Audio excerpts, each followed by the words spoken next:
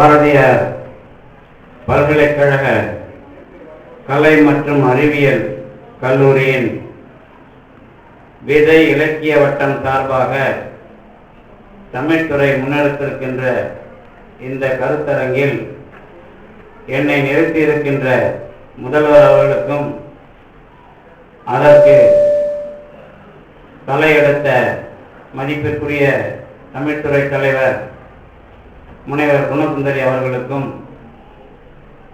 இதையெல்லாம் ஏற்று மகிழ்கின்ற ஆசிரியர் மாணவ அன்பர்களுக்கும் என்னுடைய வணக்கத்தையும் நன்றியையும் முதற்கண் தெரிவித்துக் கொள்கின்றேன்.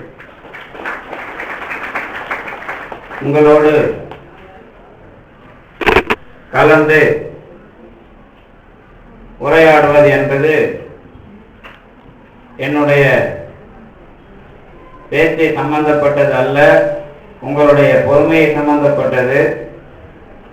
குறைந்தபட்சம் 1 மணி வரையிலாவது நான் பேசுவது கொஞ்சம் புரிதலாக இருக்கும்.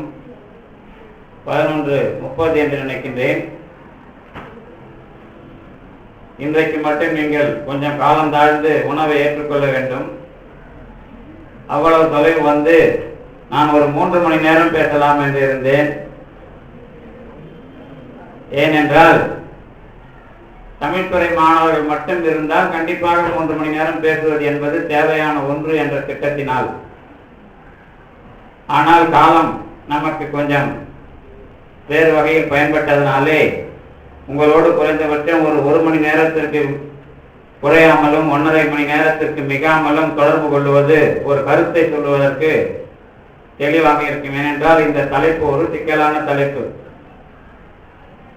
மதிப்பிற்குரிய முதல்வர் அவர்கள் வெறும் வேல் அல்ல, அது வடிவேல். ஆதலினால் அது வெடிவேலாகவும் இருக்கும். நாங்கள் எல்லாம் அதை குத்துகிற வேலாக பார்த்தோம். அதற்கு முன்னதாக முருகப்பெருமான் வைத்திருந்த ஆயுதம் வஜ்ராயுதம். இரும்பு காலத்திற்கு முன்னதாகவே முருகப்பெருமான் வைத்திருந்தது எலும்பு ஆயுதம். ஆனால் அதே முருகப்பெருமான் இன்றைக்கு வள்ளி தெய்வானோடு நின்று கொண்டிருக்கவில்லை. காலந்தோறும் ஒரு முருகப்பெருமானுடைய அடையாளம் கடந்து வந்து இன்றைக்கு அருட்பெருஞ்சோதி என்பதாக இருந்து கொண்டிருக்கிறது. ஆகவே நமக்கு கடவுள் வரலாற்றினுடைய எச்சம். அது ஒரு ஆராய்ச்சி, அது தனி. ஆனால் உங்களோடு கலந்து பேசுகிற இந்த சில விஷயங்களை எளிமையாக உறவாடுகிற வகையில் நான் முதலிலே தெரிவித்துக் கொள்ள ஆசைப்படுகிறேன். நான் எளிமையாக பழகுபவன், நல்ல மாணவர்களை உருவாக்க வேண்டும் என்று நினைப்பவன். எனக்கு இருக்கிற மாணவர்களில் பட்டியலிடும் பொழுது நான் குணசுந்தரியை முதல் மதிப்பெண் கொடுப்பேன். அதற்கு பிறகுதான் அடுத்தவர்களுக்கு கொடுப்பேன். அடுத்த மாணவிகளுக்கு இது வருத்தமாகவும் இருக்கும். ஆனால் அதை பற்றி நான் கவலைப்படுவதில்லை. இன்னொன்று, என்னுடைய மாணவர்கள் நிறைய பேர் இறந்து விட்டார்கள். ஹார்ட் அட்டாக்கோ அல்லது ஏதாவது ஒரு நோய் வந்தோ 65 வயசுக்கு மேலே 80-90 வயசு வரைக்கும் படிச்சுக்கிறாங்க. என்கிட்ட நிறைய பேர் செத்து போயிட்டாங்க. அவங்க தான் எனக்கு ரொம்ப பிரியமானவர்கள். அவர்களுடைய படத்தை எல்லாம் கூட என்னுடைய நூலில் வந்து சமர்ப்பணம் செய்திருக்கிறேன். அதில் பாக்கியம்னு ஒரு அம்மா, அவங்க ஐயர் தான், ஜாதி பேதம் இல்லாமல் தேனி, இந்த திண்டுக்கல் மாவட்டத்தினுடைய அந்த மலைப்பகுதியில் இருந்தவங்க. அவங்கெல்லாம் எனக்கு மாணவர்கள் வகையில் நிறைய பிடிக்கும். எனக்கு ஆசிரியருக்கு இதெல்லாம் ஒரு விஷயம் வராது. என்கிட்ட ஒரு மாணவருக்கு வராங்கன்னா படிக்க வந்துட்டு அதோட போயிட்டா பிரச்சனை இல்லை. அதுக்கப்புறம் என்கிட்ட தெரிஞ்சுக்கணும் வந்தால் தெருப்பு சத்தம் வராமல் நடக்கணும் முதல்ல. அதுக்கப்புறம் கொலுசு போடக்கூடாது. அதுக்கப்புறம் ஜாக்கெட் அரைவரையாக போடக்கூடாது. இப்படிலாம் சிஸ்டம் இருக்கும் என்கிட்ட. என்கிட்ட வரணும்னா அதுக்கப்புறம் சில இதெல்லாம் மாற்றி ஆகணும். அவங்க இப்படிலாம் அவங்க நான் வந்து எளிமையாக இருக்க மாட்டேன். என்னை விடவும் கடி யாரும் இருக்க முடியாது. என்னை விடவும் கடும் கோபக்காரனும் யாரும் இருக்க முடியாது. ஏனென்றால் இன்றைக்கு நான் வாங்கியிருக்கிற வேலை கூட 1 பைசா செலவில்லாமல் அதே சமயத்தில் 4 லட்சம் ரூபாய் கோர்ட்டுக்கு செலவு செய்து நான் இந்த வேலையை வாங்கியிருக்கிறேன். ஏறக்குறைய நான் வந்து அந்த சைவ சித்தாந்த துறை முனைவர் பட்டம் வாங்கி 20 வருஷத்துக்கு குறையாமல் ஆகியிருக்கிறது. டாக்டர் பட்டம் வாங்கி அந்த 20 வருஷமாவும் சண்டை போட்டுருக்கிறோம் பல்கலைக்கழகத்தோடு. பாரதியாருக்கு நான் வந்திருப்பேன். அந்த நம்முடைய திருவாசகம் இருந்தப்போ என்னை கூப்பிட்டிருந்தார். அவரை நான் காசி இந்து பல்கலைக்கழகத்துக்கு கூப்பிட்டுருக்கிறேன். அவரும் அவருடைய மனைவியும் வந்து எனக்கு முன்னால் இருந்து எல்லாம் அங்கே வந்து பேசிட்டு போனார்.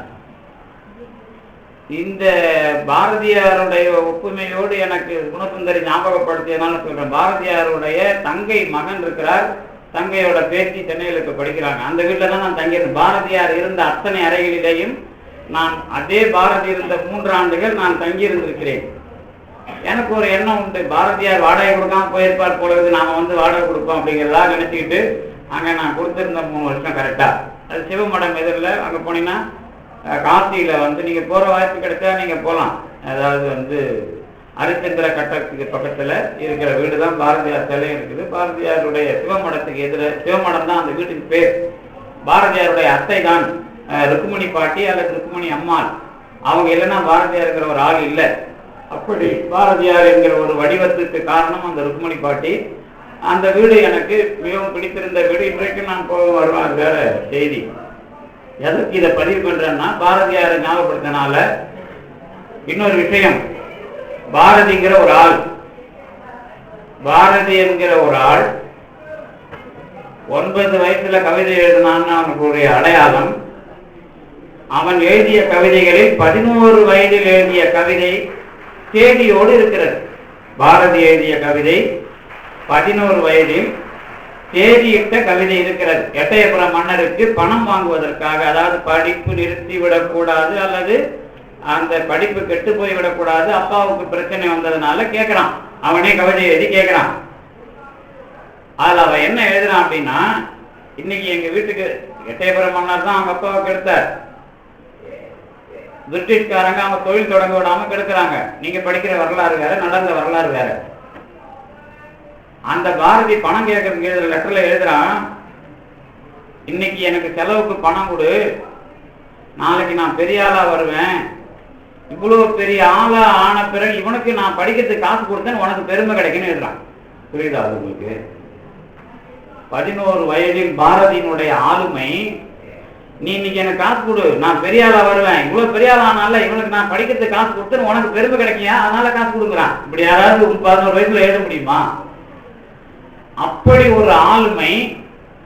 எந்த விஷயத்திலேயும் தன்னை தாழ்த்தி கொள்ளாமல், தான் எந்த மனநிலையிலேயும் எந்த கொள்கையையும் விட்டு விடாமல் வாழ்ந்த ஒரே ஒரு ஆளாக எனக்கு பாரதி மட்டுமே தெரிகிறார் கடந்த நூற்றாண்டுகளில். வேற எந்த ஆளுமையையும் என்னால் அதோட ஒப்பிட முடியாது. ஏன்னா நான் பாரதியாரை முதல்ல திட்டியவன் தான். ஆனால் பாரதியை படித்த பிறகு எதிலேயும் சமரசம் செய்து கொள்ளாமல், கொள்கையையும் இழக்காமல் ஒரு மனிதன் வாழ்ந்துவிட முடியுமானால் அதற்கு பாரதி என்கிற ஒரு அடையாளத்தை தவிர வேறு ஒன்று அதற்கு இணையாக சொல்ல முடியாது. அது எந்த வகையில் கேட்டாலும் எனக்கு பதில் சொல்ல முடியும். இப்பொழுது அதற்கு நேரம் இல்லை. நம்முடைய இன்றைய சொற்பொழிவுடைய பொருள் தமிழும் அறமும். இந்த அறம்ங்கிற ஒரு சொல் இது இன்றைக்கு குழப்பப்படுகிறது. இந்த அறம் என்கிற சொல் தமிழில் மிக பழமையான சொல். குறைந்த அளவு 2000 ஆண்டுகள், குறைந்த அளவு 2000 ஆண்டுகள் பழமையுடைய சொல் அறம். அதற்கு இணையாக ஆங்கிலத்தில் சொல்லப்படுகிற சொல் எத்திக். நீதி வேறு, அறம் வேறு. நீதி என்பது சட்டத்தை பின்பற்றி இருக்கும், ஆனால் அறம் சட்டத்தை கடந்து இருக்கும். இப்ப இன்னைக்கு நீங்க ஒரு நீதிமன்றத்திற்கு ஒரு வழக்கு தொடுக்க சென்றால் சட்டத்தின் அடிப்படையில் நீதி வழங்கப்படும். ஆனா இன்னைக்கு தெரியும் உங்களுக்கு, சரவணபவன் அல்லது வேற ஒரு மிகப்பெரிய மனிதர்கள்லாம் நிறைய கேஸ் இருக்கிறாங்க. அவங்க கேஸ் ரீச் ஆகி ஜட்ஜ்மெண்ட் வரக்கூடாது, அதுக்காக லஞ்சம் கொடுத்துருவாங்க. அப்ப இந்திய அரசியல் அமைப்புல நீதி வழங்கப்படுவதற்கு ஒரு திட்டவட்டமான காலம் கிடையாது. நீதிதான், நியாயமானதுதான், ஆனால் அது நீதியாக இல்லை. அப்ப நீதிமுறையில் வழங்காத நீதி அநீதி என்பதாக பெயர் பெற்றுவிடும். இது சட்ட சிக்கல். நீதியையே நான் முறையாக வழங்கவில்லை என்றால் அது அநீதி. முறையானா நீதியே அநீதி முறையில் வழங்கக்கூடாது. அப்ப எல்லா சட்டமும் நீதியாக சொல்லப்பட்டாலும் அது முறையாக இல்லை என்றால் அங்கே மோதுவது அறம். இதான் விஷயம். அதனால ஒரு கோட்டிங் ஒன்று சொல்லுவாங்க, எல்லா சட்டங்களும் அறங்களாகும், ஆனால் எல்லா அறங்களும் சட்டங்கள் ஆகாது அப்படின்னு ஒரு வழக்கு ஒன்று தத்துவம் படிக்கிறவர்களுக்கு சொல்லிக் கொடுப்பாங்க. ஆனால் தமிழுக்குள்ள அறம் என்கிற சொல் சங்க இலக்கியத்திலிருந்து வெளிவந்து திருக்குறளில் திட்டவட்டமான முடிவை பெறுகிறது. இந்த திருக்குறள்ல யாராவது சமணம் என்றோ பௌத்தம் என்று சொன்னோ அதை பத்தி நமக்கு பிரச்சனை இல்லை. ஆனால் சமண நூல் என்று அதை திருவள்ளுவன் சொல்லவில்லை, பௌத்த நூல் என்று திருவள்ளுவன் சொல்லவில்லை. இந்தியா முழுக்க பௌத்தம் இருந்தது, இந்தியா முழுக்க சமணம் இருந்தது. ஆனால் பௌத்தம் எந்த நாடுகளில் எல்லாம் பரவியதோ அந்த நாட்டில் மக்களை அழிப்பதற்காக அது வளர்கிறது. சீனாவாக இருந்தாலும் சரி, இலங்கையாக இருந்தாலும் சரி, பௌத்தத்தை பின்பற்றுகிறவன் அரசியலை முன்னெடுக்கிறான். இது இப்போதைய வரை நடைமுறையில் இருக்கிற விஷயம். சமணம் கொல்லாமையை வலியுறுத்தினாலும் வியாபாரத்தனமாக வேலை செய்யும். வியாபாரம் என்பது செல்வத்தை உங்களுக்கு முதலாளிகளை வளர்ப்பது. அப்ப பௌத்தமோ சமணமோ இல்லாத ஒரு பார்வை திருவள்ளுவனுடையது. அது முதல்ல நீங்க ஞாபகம் வச்சுக்கணும். அடுத்தது, அவன் மணிமேகலையை போலவோ அல்லது சிலப்பதிகார கூட அதில் சொல்ல முடியாது. மணிமேகலை, அதற்கு பிறகு வந்த நீலகேசி, பெங்கலகேசி போன்ற நூல்கள் எல்லாம் படிச்சிருப்பீங்க. அதெல்லாம் சமய சார்பான நூல்கள். இப்ப மணிமேகலை மாதிரி ஒரு நூலை இந்தியாவிலேயே உலகத்திலேயே பார்க்க முடியாது. ஏன் அப்படின்னா, பௌத்தத்துக்கு உலகிலேயே இருக்கிற முதல் இலக்கியம் மணிமேகலை. அதுவும் தமிழில் மட்டும்தான். வேற எந்த மொழியிலேயும் பௌத்தத்திற்கு இலக்கியம், பழமையான இலக்கியம் கிடையாது. பௌத்தத்துக்கு மணிமேகலை தான். பௌத்தம் பெண்களை முன்னெடுக்காமல், சமணம் பெண்களை முன்னெடுக்காமல் இருக்கும். ஆனால் தமிழ்நாட்டில் மட்டும் ஏன் பெண்கள் பெயரை வைத்து இலக்கியங்களை பாடியது? அப்ப இங்க குடும்பம் ஒழுங்காக நடக்கிறது. பெண்களை அவர்கள் அதை ஈர்த்து தங்களுடைய சமய ரீதியான நடவடிக்கைகளை முன்னெடுப்பதற்கு பெண்கள் மூலமான தலைப்பை முன்வைக்கிறார்கள். இது ஒரு இந்த இலக்கிய போக்கு. இது மிகப்பெரிய புத்திசாலித்தனம் அல்லது சமூகத்தை உடைக்கிற வேலை. ஏன் இதை உங்களுக்கு தெளிவா சொல்றேன் அப்படின்னா, தொல்காப்பியம் அதனோடு சார்புடைய சங்க இலக்கியம். தொல்காப்பியம் ஒரு அறத்தை பற்றி பேசுது. என்ன அறம் அப்படின்னா, நிலம், நீர், தீ, வலி, வான், இந்த 5 பூதங்கள். இந்த 5 பூதங்களை தொல்காப்பியம் பேசுகிறது. உலகத்தை பற்றி பார்த்து பேசும். நிலம், நீர், தீ, வலி, விசும்போடு 5ம் கலந்த மயக்கம் உலகம் ஆதலின் அப்படின்னு பேசிட்டு அது ஒரு விஷயம் சொல்லும். இரு திணை ஐம்பால் இயல் நெறி வழாமை திரிவில் சொல்லோடு தழால் வேண்டும். ஒரு மொழியை கையாண்டால் அல்லது வாழ்க்கையில் அடுத்தவனோடு தொடர்பு கொள்ளுற கருவியான மொழியை பயன்படுத்தினால், ரொம்ப தெளிவா இருக்கும், அதுல திரிவு இல்லாமல் பயன்படுத்த வேண்டும். அப்படின்னா என்ன அர்த்தம்? நேர்மையாக அல்லது சொல்லில் திறம்பட பேசு. அதுதான் செய்யுளுக்கு செருத்த செய்யுள் தென்னா புலவன். இந்த அடைமொழியில அதனால்தான் வருது. இந்த விஷயம் ஏதோ செய்யுளுக்கு மொழி என்ற ஒரு இலக்கணத்துக்கு மட்டும் இல்ல, வாழ்க்கையில் திட்டவட்டமாக சங்க இலக்கியம் ஒரே ஒரு விஷயத்தை ஆதாரமாக கொண்டது. மன ரீதியாக எந்த விஷயம்? அது நின்ற சொல்ல நீடு தோன்று இனிய சொல்ல காப்பாத்துவாயா? நினைச்சு பார்த்தா நல்லதா தெரியும். நான் அடிக்கடி சொல்லுவேன், உலகத்துல இருக்கிற தலைவர்கள் வரலாறுலாம் எழுதுங்க. அவன் எல்லாம் சொல்லுவான், பர்சனலை பார்க்காதீங்கன்னா எனக்கு அது கோபம் வரும். மனிதனுடைய வரலாறு, சமூகத்திற்கான வரலாற்றை எழுதும் பொழுது அந்த தனி மனிதனின் அக வாழ்க்கை எழுதினால் நாவிதனுடைய குப்பையை விட நாரும். எந்த மனிதன் வரலாற்றை எழுதுகிறீர்களோ அது எங்கேயும் சோரம் போகாமல் இருக்கிற மனித வரலாறு. அதுதான் நான் பாரதிய முன்னாடி சொன்னது. அந்த மாதிரி எந்த தலைவனுக்கும் கிடையாது, என்னால சொல்ல முடியும். அப்ப வாழ்க்கையை கிளறணும். கிளறும் போது அது எங்கேயுமே விட்டு கொடுக்காம நேர்மையா வாழ முடியும், வாழ்ந்திருக்கிறான் அப்படின்னு காட்டினா அந்த வாழ்க்கையை கண்டெடுக்கிற விஷயம் தமிழில் உள்ள அக இலக்கியங்கள். அப்போ நின்ற சொல்ல இன்னொரு ஒரு சங்க இலக்கியத்திலே தொல்கபிலர்னு ஒருத்தர் இருந்தார். கபிலருங்கிறவர் பின்னாடி தொல்கபிலர். சங்க இலக்கியத்துல பெரும்பாலான விஷயம் தான். இந்த தொல்கபிலர் என்ன பண்றார் அப்படின்னா, ஒரு நிறைய பாடல்களை எழுதுகிறார். அதுல ஒரு பொண்ணும் ஒரு பையனும் மலையில பார்த்து காதல் கொண்டு விட்டார்கள், அப்படி விஷயம் முடிஞ்சு போச்சு. அந்த பொண்ணுக்கும் ஆணுக்கும் உள்ள உறவை பற்றி கேள்வி வரும்போது அவ பேசுறா, எங்க ஊர்ல திருவிழா நடக்குது, அந்த திருவிழாவிற்கு கூத்தாடுவதற்கு விரலியை கூப்பிடுவோம், அவளுக்கு நாங்க ஒரு பொருள் தருகிறோம் என்று முடிவு செய்து விடுவோம்.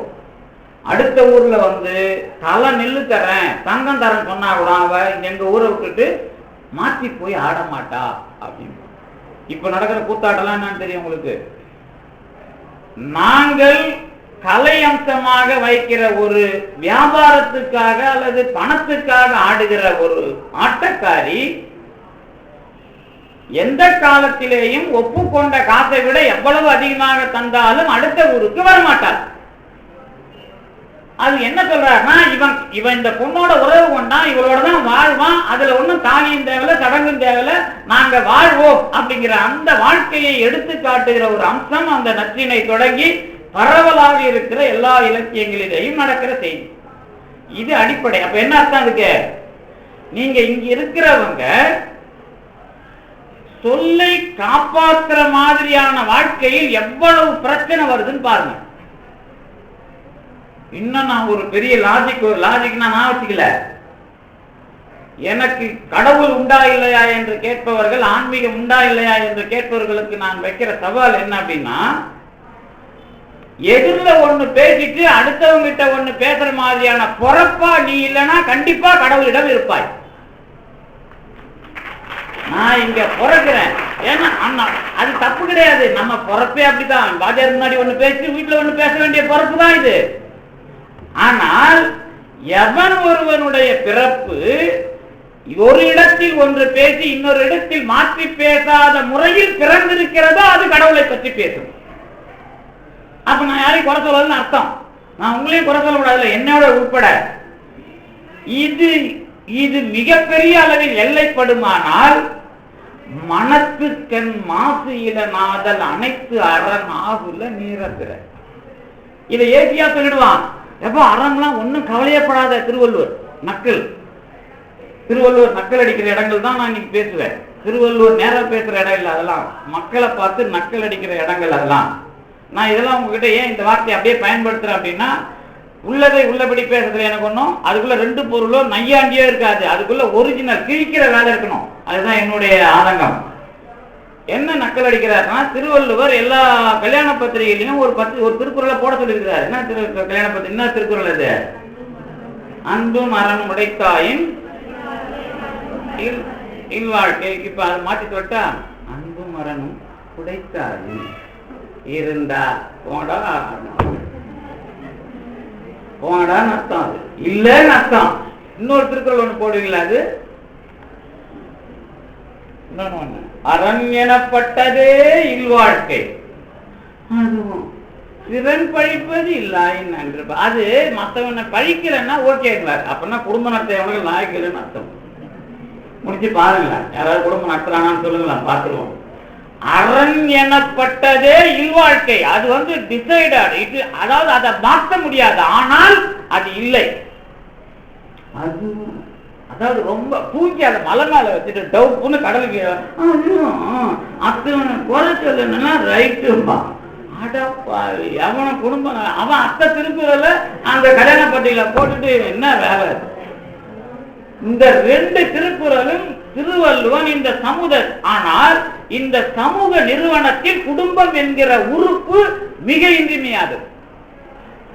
அதுக்குள்ள நான் வந்து நல்லவன் பேர் எடுக்கணும்.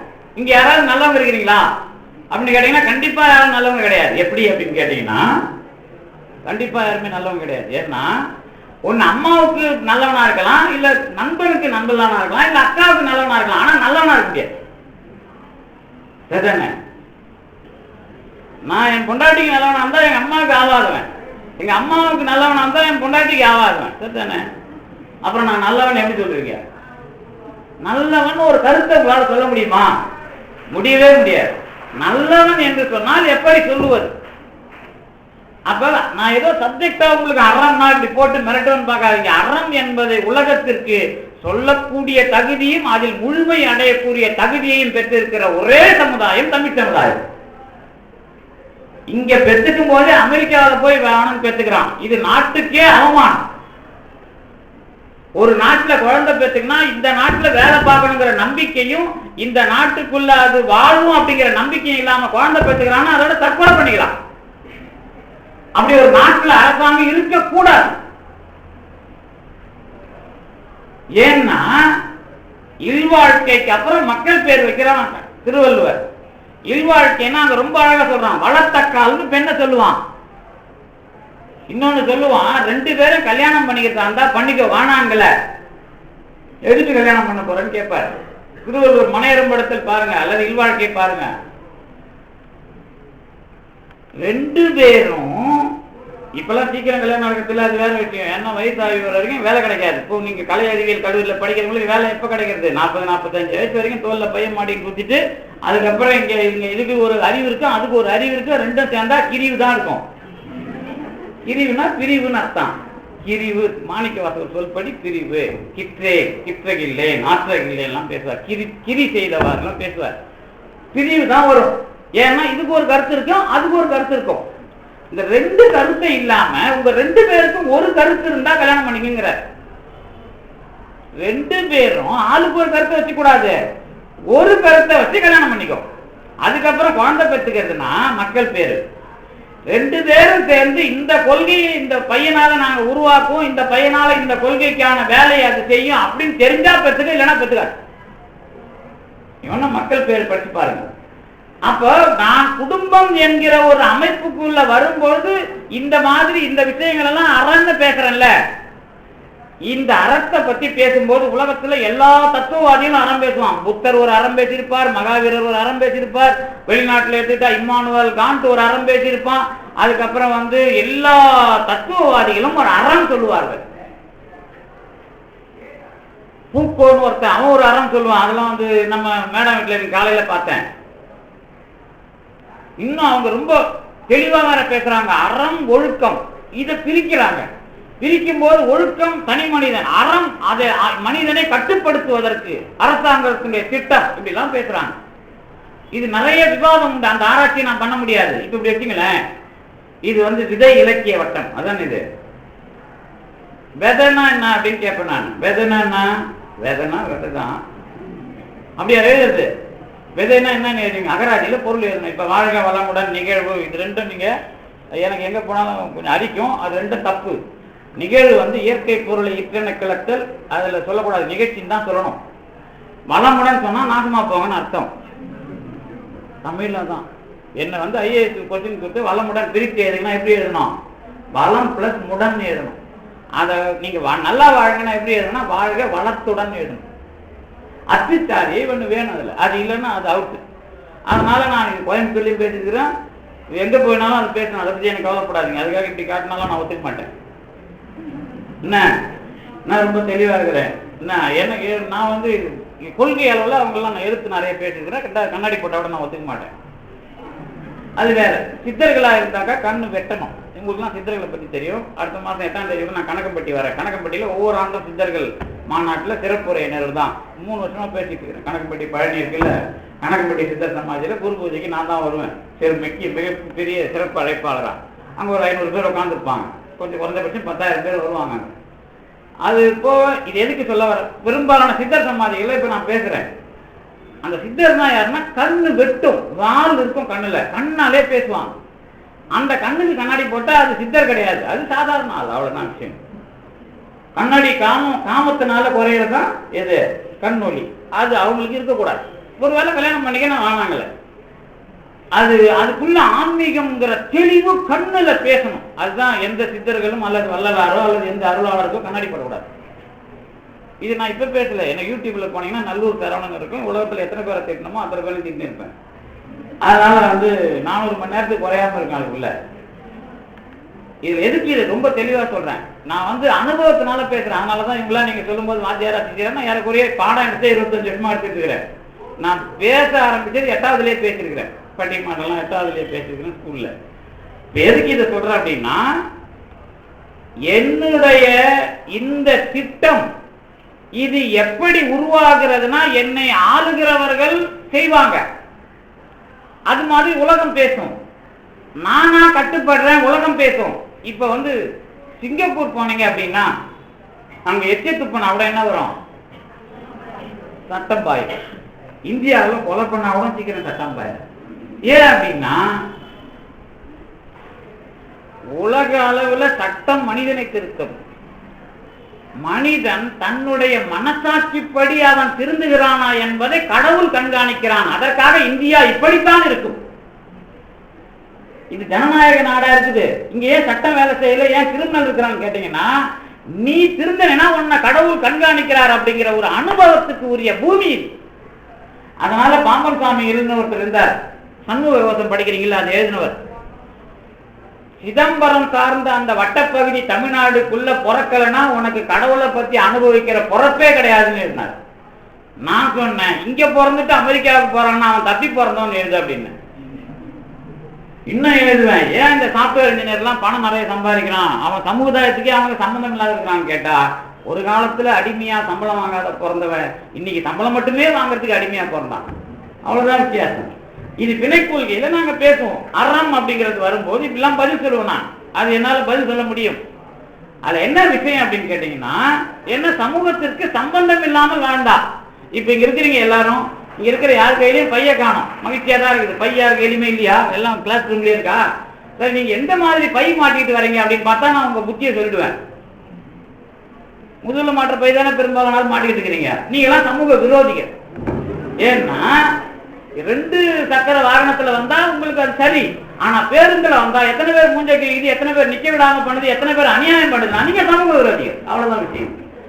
இது அறம் சார்ந்த நடவடிக்கை. அப்ப நான் என்னுடைய நடை உடை எல்லாவற்றுக்குள்ளும் அதுக்குள்ள நான் பாக்குறேன். அதேதான் இந்த நாட்டுல நான் பிறந்தா இந்த நாட்டுக்குள்ள எனக்கு அறம் என்ன தருகிறது, ஒரு பலனை தருகிறது அப்படின்னு சொல்லணும். இது ஏதோ சனாதன பூமி இந்து அப்படிங்கிற வார்த்தையெல்லாம் சொல்லி ஏமாற்றக்கூடாது. இந்துங்கிற வார்த்தையும் சொல்லக்கூடாது, சனாதன பூமி எல்லாம் சொல்லக்கூடாது. ஏன்னா நீங்க நிறைய சொல்லி இருக்கிற உலக சமுதாயத்திலேயே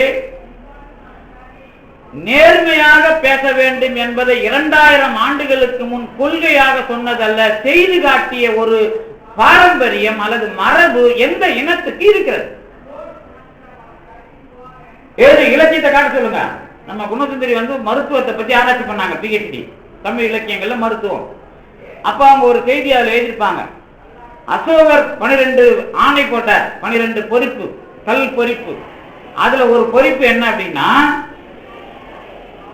சத்தியபுத்திர சேர சோழ பாண்டிய இந்த ஆளுங்கெல்லாம் தென்னிந்தியாவில் ஆட்சி பண்றானுங்க. அங்க மிருகங்களுக்கும் அவர்கள் வைத்தியம் பார்க்கிறார்கள். அதை போய் கற்று அப்படின்னா என்ன அர்த்தம்? 2000 வருஷத்துக்கு முன்னாடி மிருகத்துக்கு வைத்தியம் பார்க்கறான்னா இவன் எவ்வளவு பெரிய மன வலிமை உடையவன், மன நலம் உடையவன். இவனை பார்த்து காளை மாட்டுக்கு கேலி பண்ண ஆரம்பிச்சான். 2000 வருஷத்துக்கு முன்னாடி மிருகங்களுக்கு வைத்தியம் பார்க்கிறார்கள் என்று சொன்னால், மிருகங்களோடு உறவு கொண்ட இந்த சமூகம் எந்த சமூகமும் இந்த சமூகத்தோடு போட்டி போடாது.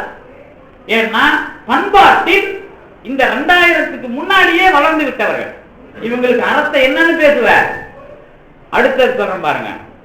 சாப்பிடும் பொழுதே, நீங்க சாப்பிடுறீங்கல்ல, எல்லாரும் தானே சாப்பிடுறீங்க, யாரும் சாப்பிடாம இல்ல, சாப்பிடணுமா எல்லாரும்? அப்படி கேட்டா என்ன சொல்லுவீங்க? நீ சாப்பிடலன்னு சொல்லிடுவோம். அப்புறம் மென்று கண்டால் மெத்தென்று இருக்கும், தின்று கண்டால் கிச்சிக்கும் சொல்லுவோம். அதெல்லாம் பாட்டுலாம் இருக்குது. சரி, சாப்பிடுறீங்கன்னு வச்சுங்களேன், உணவு அடுத்தவனுக்கு கொடுக்க வேண்டும், கொடுப்பது அப்படிங்கிற கொள்கையை உலக நாகரிகத்துல யார் 2000 வருஷத்துக்கு முன்னாடி எழுதணும்? நான் சொல்றது குறைஞ்சபட்சம் மேடத்தை கேட்டா 5000 போடுவாங்க. அது உண்மைதான். சிலப்பதிகார காலம் கிமு 5 கிபி 5 வரைக்குமான செய்திகளை பதிவு செய்த இலக்கியம். வரலாற்று ரீதியா நாங்க இப்போ பத்மாவதியின் ஒரு ஆராய்ச்சியாளர் அவங்க வச்சு எழுதிக்கிறோம். அதே மாதிரி மாணிக்கவாசகர் கிபி 9 தெளிவாக எழுதுகிறோம். இந்த கிமு 5 கிபி 5க்குமான கால வரலாறுல சிலப்பதிகாரம் உங்களுக்கு பழக்கம் தானே. அருளியோர்க்கு அளித்தல், வறியோர்க்கு அளித்தல், ரெண்டு பேருக்கு கொடுக்கறது, ஒரு ஆளுக்கு இல்ல. சாமியார் மாதிரி இருக்கிற ஆளுக்கும் கொடுக்கறது, பிச்சை எடுக்கிறவனுக்கும் கொடுக்கறது. அப்ப கொடுக்கிறதுங்கிறத எந்த நாகரிகம் ரொம்ப முன்னாடி பழக்கத்துக்கு கொண்டு வந்திருக்கிறது. ரொம்ப அழகா நான் சொல்றேன், பழக்கத்துக்கு. நடையும் நடைப்பழக்கம், கொடையும் பிறவி குணம், சித்திரமும் கைப்பழக்கம், செந்தமிழும் நாப்பழக்கம், வைத்தது ஒரு கல்வி மனப்பழக்கம். அப்புறம் என்ன சார் கூடவே தானே சொல்லிட்டு வந்தீங்க, பின்பாட்டாவே போயிட்டா அதான் நடையா? சரி பரவாயில்ல. எனக்கு பழக்கம் என்பதுதான் அறிவியல் ஜீன்ல கொண்டு போய் நிறுத்துது.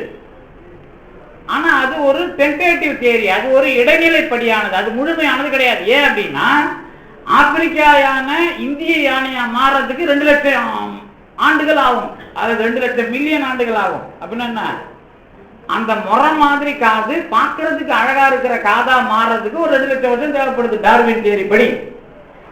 சரி, இந்த காதுக்கே இவ்வளவுனா இண்டு இடுக்கு அந்த குளிக்கும் போது தெரியும், அல்லது சாப்பிடும் போது தெரியும், நோய் வந்தா தெரியும். இந்த உடம்பு மெக்கானிக்ஸுக்குள்ள நாம் இதெல்லாம் நினைச்சு நினைச்சு எப்படி எடுத்திருப்போம்? நோய் வந்தாதான் தெரியும். உங்களுக்கு எல்லாருக்கும் நோய், பெரிய நோய் எது? உயிர் போற மாதிரி எதை கண்டு பயப்படுறோம்? உயிர் போற மாதிரி எதை சார் பயப்படுறோம்? ஹார்ட் அட்டாக் தானே பயப்படுறோம். அதானே இப்ப கவுத்துறது. இதயம் அது வரைக்கும், இதயம் தானே உயிர் வரைக்கும் கொண்டு போறோம். அதானே சார். அந்த இதயத்தை நல்லா மாத்தலாமா இல்லையா? அதை எவ்வளவு பாதுகாப்பா கடவுள் வச்சிருக்கிறான். இதயத்தை மாத்தலாம் இல்ல? மாத்தலாமா? ஈஸியா? ரொம்ப ஈஸியா. அதுக்குள்ள ஓட்ட மாத்தலாம் அவசியம் இல்லை, அது ரொம்ப எளிமையா. அது பழுது பார்த்துடலாம். அப்படி வச்சுங்களேன், பழுது பார்த்துடலாம் இதயத்தை.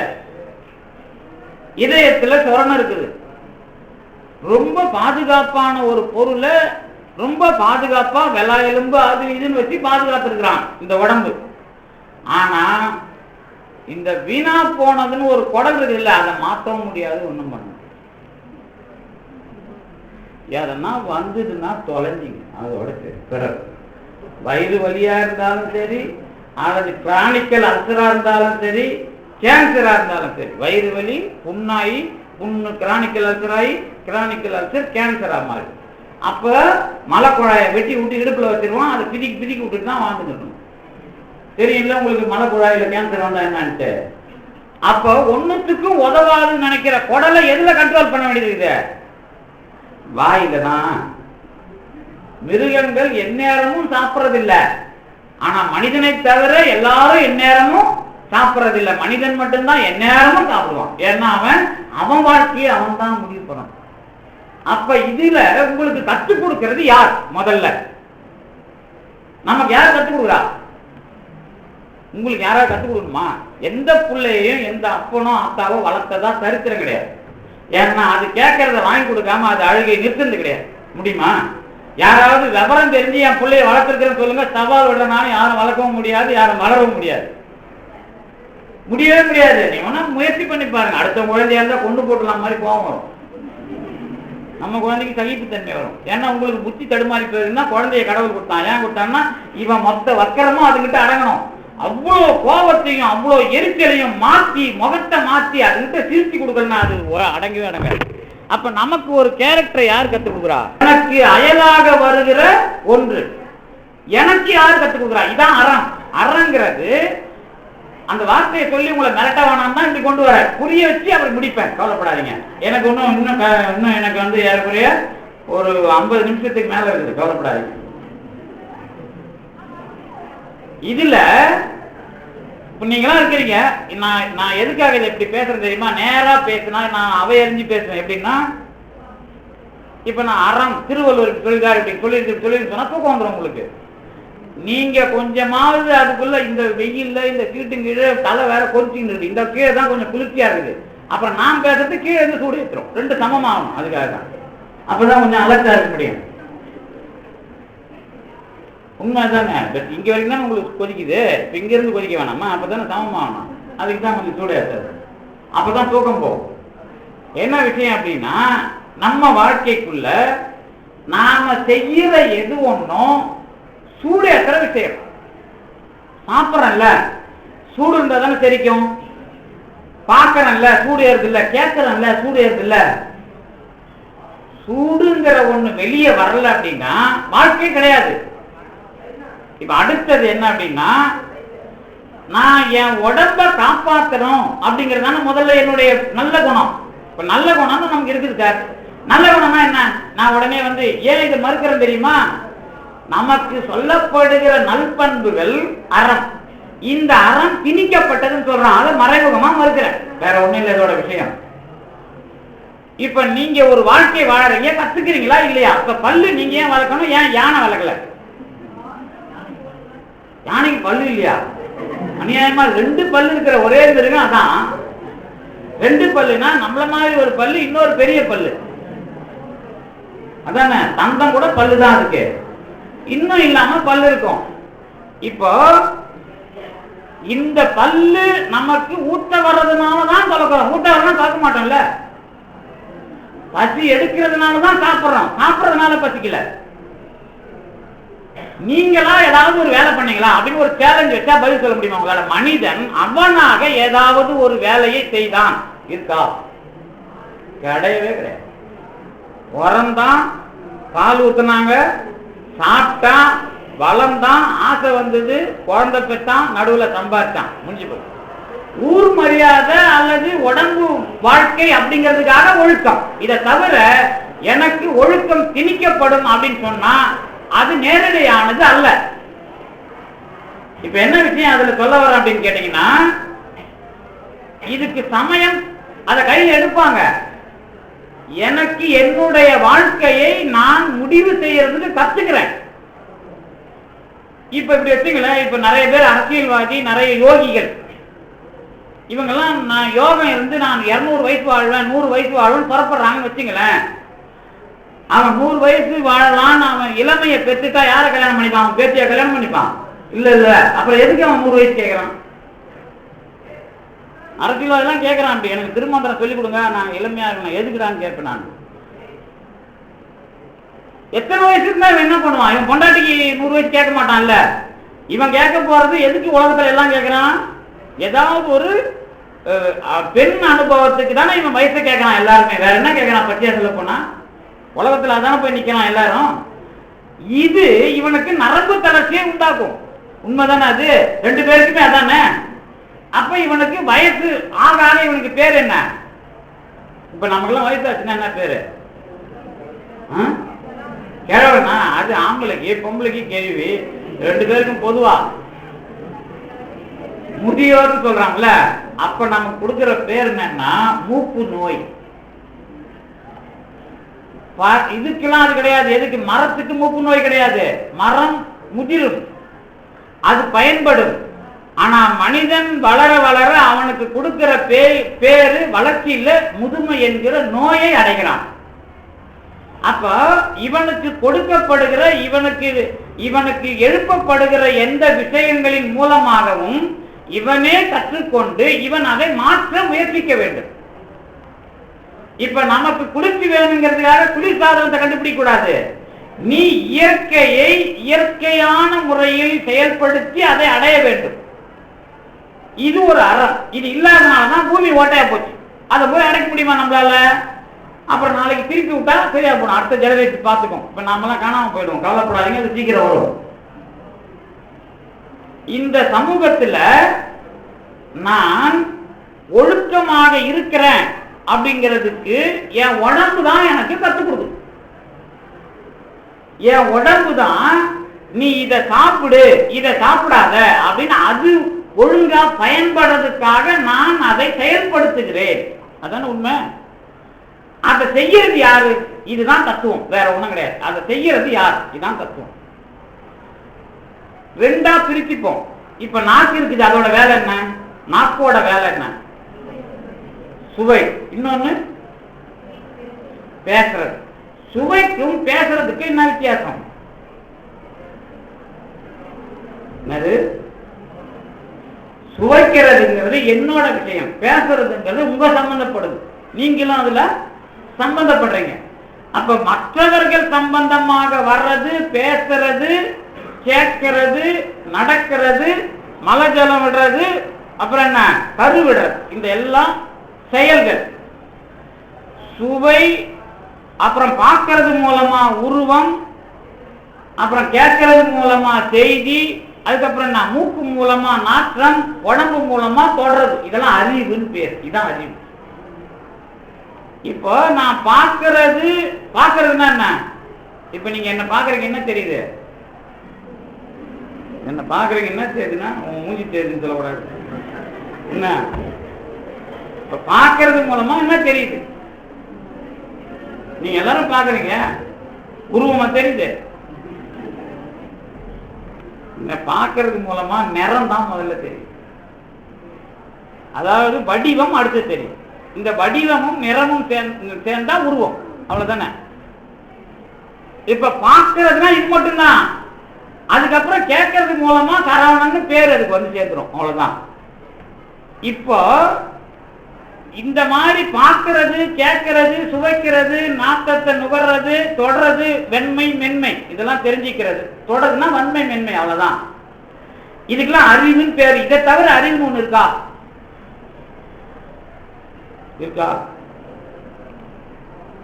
இது வகுத்தும் தொகுத்தும் செயல்படுத்துற கருவிதான் மனம். அறிவுங்கிறது இந்த 5 வகையாக மட்டுமே.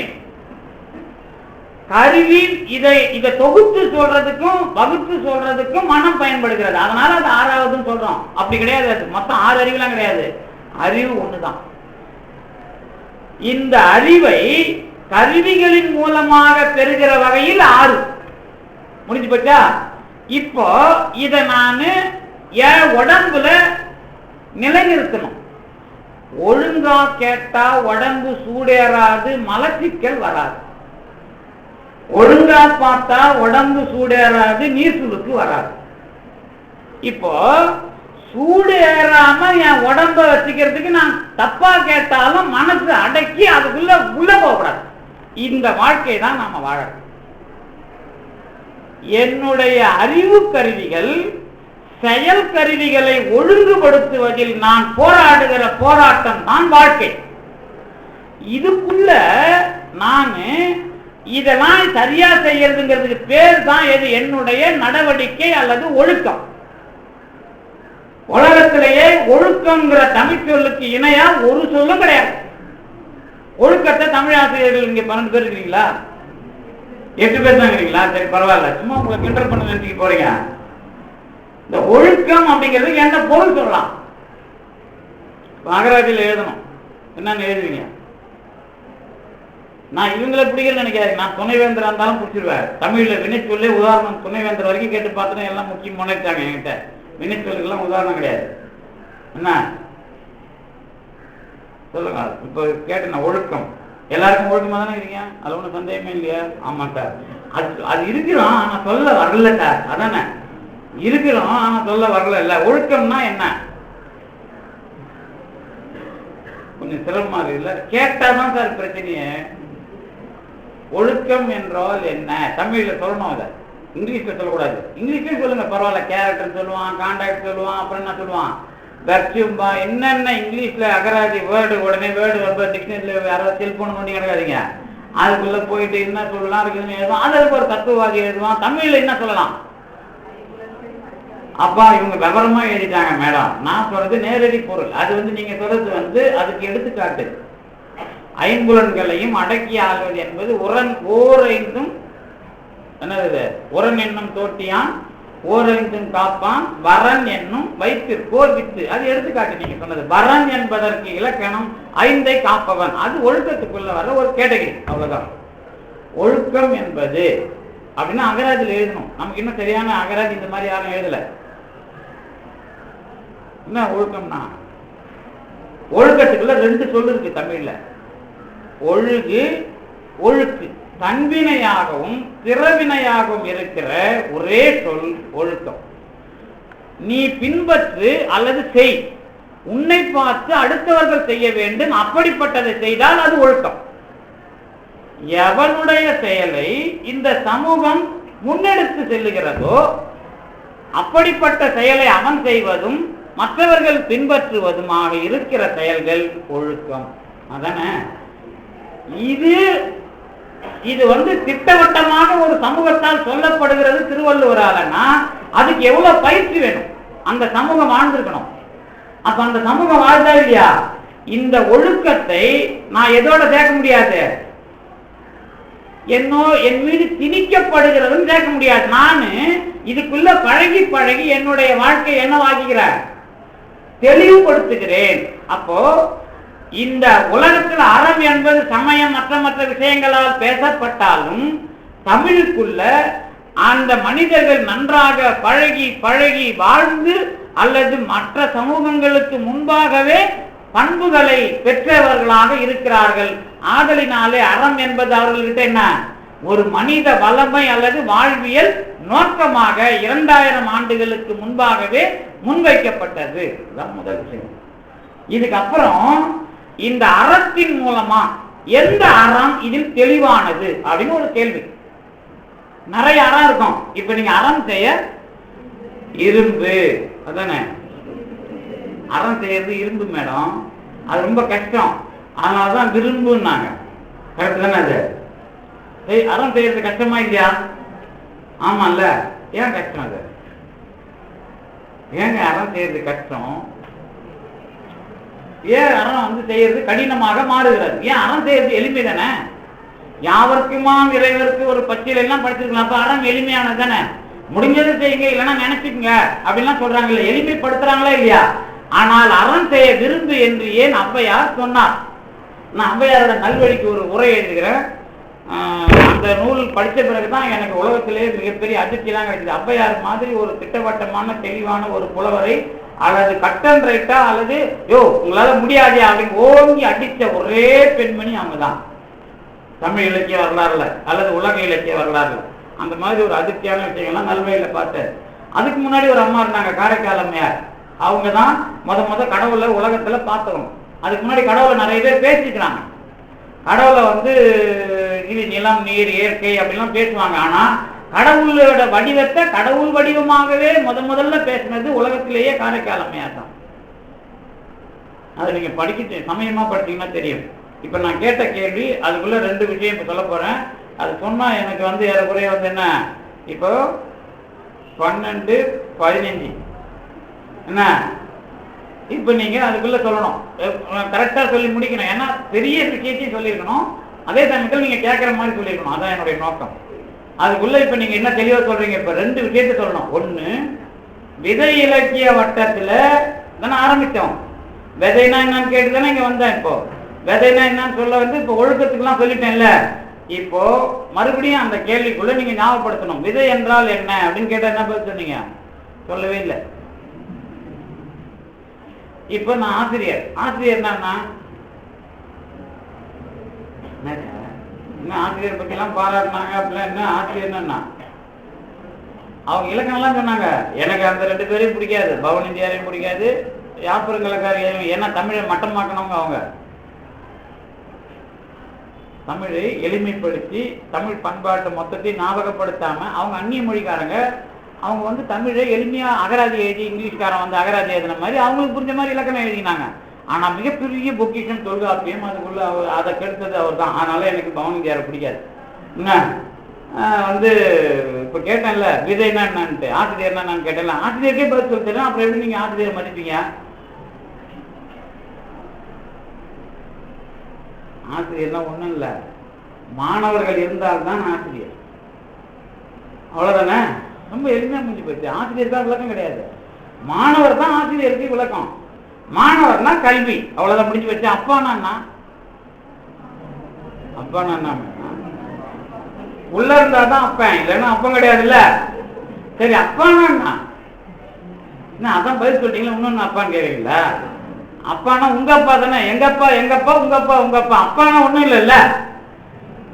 ஆமா, அவங்க அப்பா தான் அப்பா, எனக்கு அப்பா என் அப்பா, உங்க அப்பா தான் உங்க அப்பா. அப்பான்னு ஏதாவது இருக்கா? இல்ல இல்ல. அப்பா நான் வேண்டுதல் கேட்டருள் புரிதல் வேண்டும் ஏன் எழுதாருன்னா, எந்த அப்பனும் அதுக்குள்ள வரக்கூடாது. அந்த அப்பனும் தான் எல்லா அப்பனுக்கும் அப்பன் அப்படின்னு அதை கொடுக்குறாரு. அப்ப அப்பன்னு ஒருத்தரை நான் எங்க அப்பா தான் எனக்கு ஞாபகம் வரும், அப்பான்னு ஒருத்தனை ஞாபகம் வராது இல்ல. சரி, இப்ப விதை அதே மாதிரி. இது எதுக்கு கேட்டன்றதை அப்புறம் சொல்லுவேன் நான். அறங்கிறதுக்கு ஒரு வடிவம் கொடுக்க முடியுமா? கொடுக்க முடியாது. தொல்காப்பியர் சிந்திச்சிருக்கிறார். அவர் புகழுக்கு ஒரு வடிவம் கொடுத்திருக்கிறார். புகழ்னு ஒரு அதிகாரம் எழுதுறார், 10 பாட்டு. அதுக்கு ஏன் வடிவம் கொடுக்கிறார்? உலகத்திலேயே புகழ்ங்கிறத முத சிந்தித்தவனும் தமிழன் தான். ஏன்னா புகழ் சிந்திச்சாதான் அது எதுவும் போதை இல்லை, அது சமூகத்துக்கான ஒரு ஒட்டுமொத்த இருப்பு ஆவணம். எது? புகழ். அப்படி சிந்திச்சவன் திருவள்ளுவர் மட்டும்தான். இப்ப எப்படி நான் சாப்பாடு கொடுக்கறத முதல்ல எவன் ஜீன்ல பதிய வச்சான் உலகத்துல, அவனுக்கு தான் சாப்பாடு கொடுக்கிற கொள்கையின் மூலமாகவே சாக முடியாதுங்கிற கொள்கையை வள்ளலார் கொடுக்கிறார். அப்ப எந்த சமூகத்துக்கும் கடவுளை பார்க்கிற தகுதி கிடையாது. ஏன்னா 2000 வருஷத்துக்கு முன்னாடி சாப்பாடு கொடுக்கறத நினைச்ச ஒருத்தர் இருந்தாதான் இன்னைக்கு கடவுள் வர முடியும். அப்படி அந்த சமூகத்தை தவிர எந்த சமூகத்துக்கும் அந்த கொடுப்பினை கிடையாது. கொடுப்பினா பழகி கற்றுக்கொண்டிருக்கிற விஷயங்கள். கொடுப்பினை கொள்வினைன்னா நான் ஏற்கனவே அதுக்காக உழைச்சு வச்சிடணும் அப்படின்னு அர்த்தம். இப்போ கேட்டேன்ல விதைக்கு, நான் அதை சொல்லிதான் முடிப்பேன். இந்த சாப்பாடு போடுறதுதான் அறம் நமக்கு. இந்த விதைனா என்ன சார்? அதுக்கப்புறம் விதைன்னு என்னன்னு தெரியவே இல்லையா? கட்டிருங்க. அப்படின்னா அது விதை இலக்கியம்னா அவங்க எல்லாம் உருவாக்குறதுக்கு தானே அதை வச்சுக்கிறாங்க. சரி, பேரை வச்சாங்க சார், ஆளை கொடுங்க சார். பேரை யாரு குணசுந்தரி மரத்தை வச்சாங்க, அவங்களை கேட்கறது விட்டு எங்களை கேட்டுக்கிறீங்களாங்களா?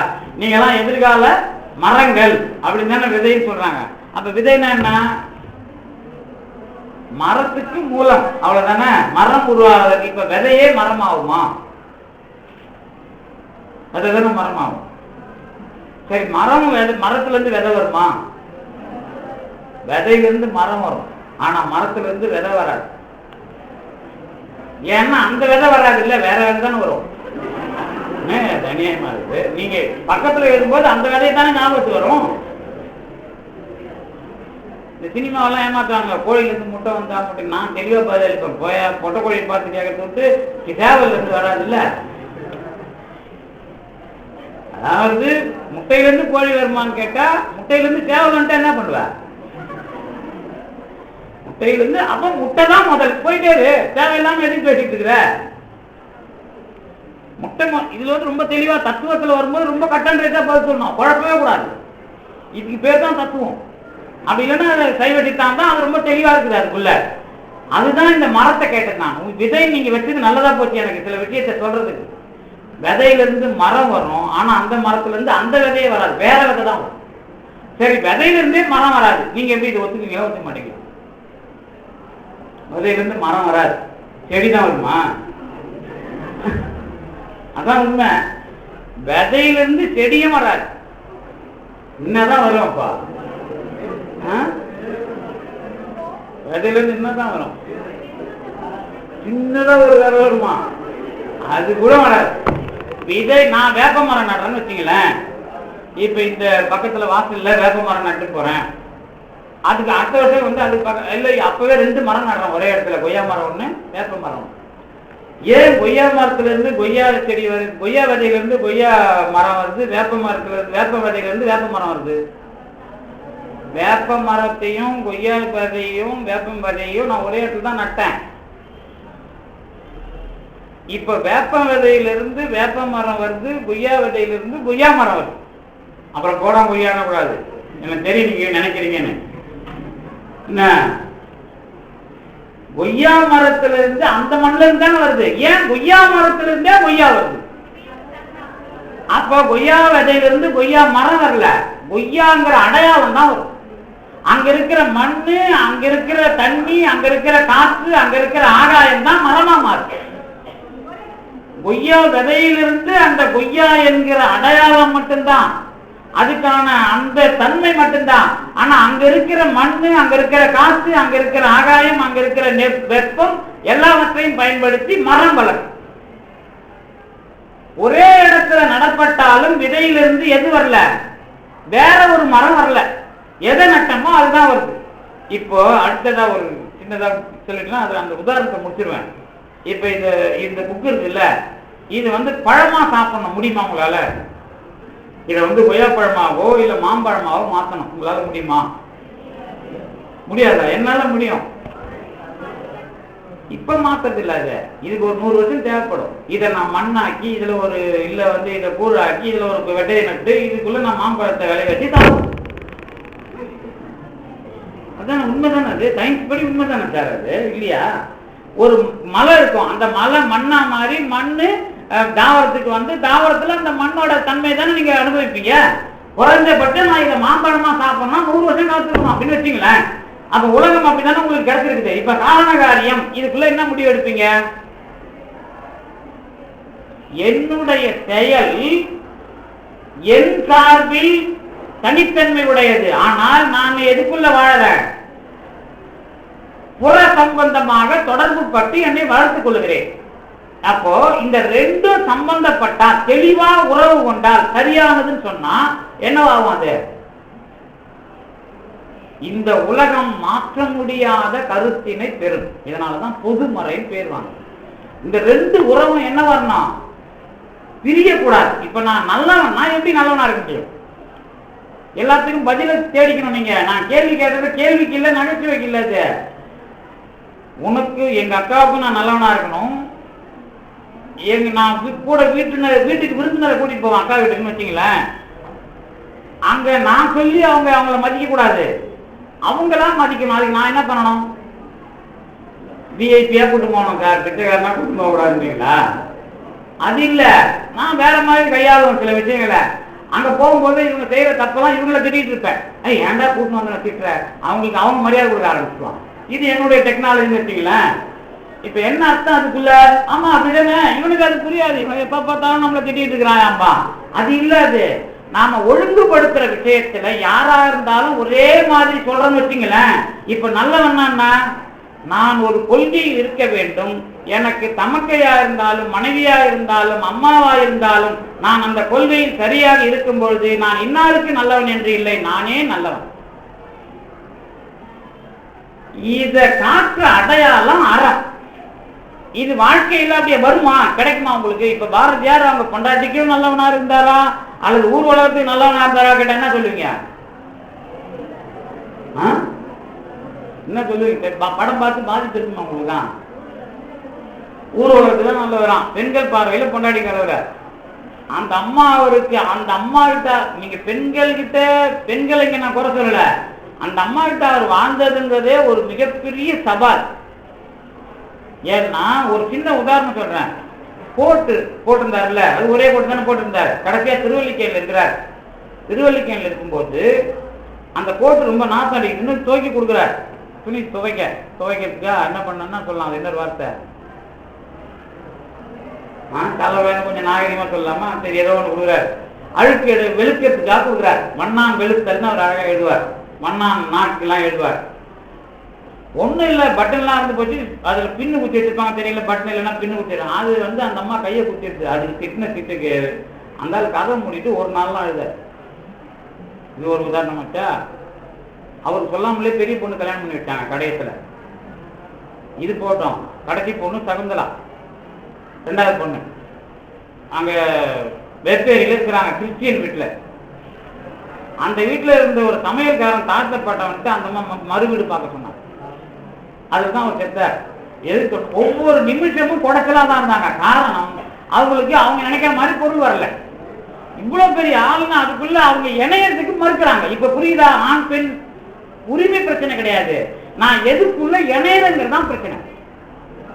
அதான் நான் முதல்ல உங்களுக்கு சொன்னேன். சில பேர் சகிப்புத்தன்மை வீழ்ந்து போறது வேற, அது அவங்களுடைய எண்ணம். சில பேரை கேட்டீங்கன்னா நான் எந்த கொடுமைப்படுத்தினாலும் எனக்கு ஒத்துந்தாம நினைப்பாங்க. சில பேர் கேட்டா கொடுமைப்படுத்தினா ஒத்துக்க மாட்டேன்னுவாங்க.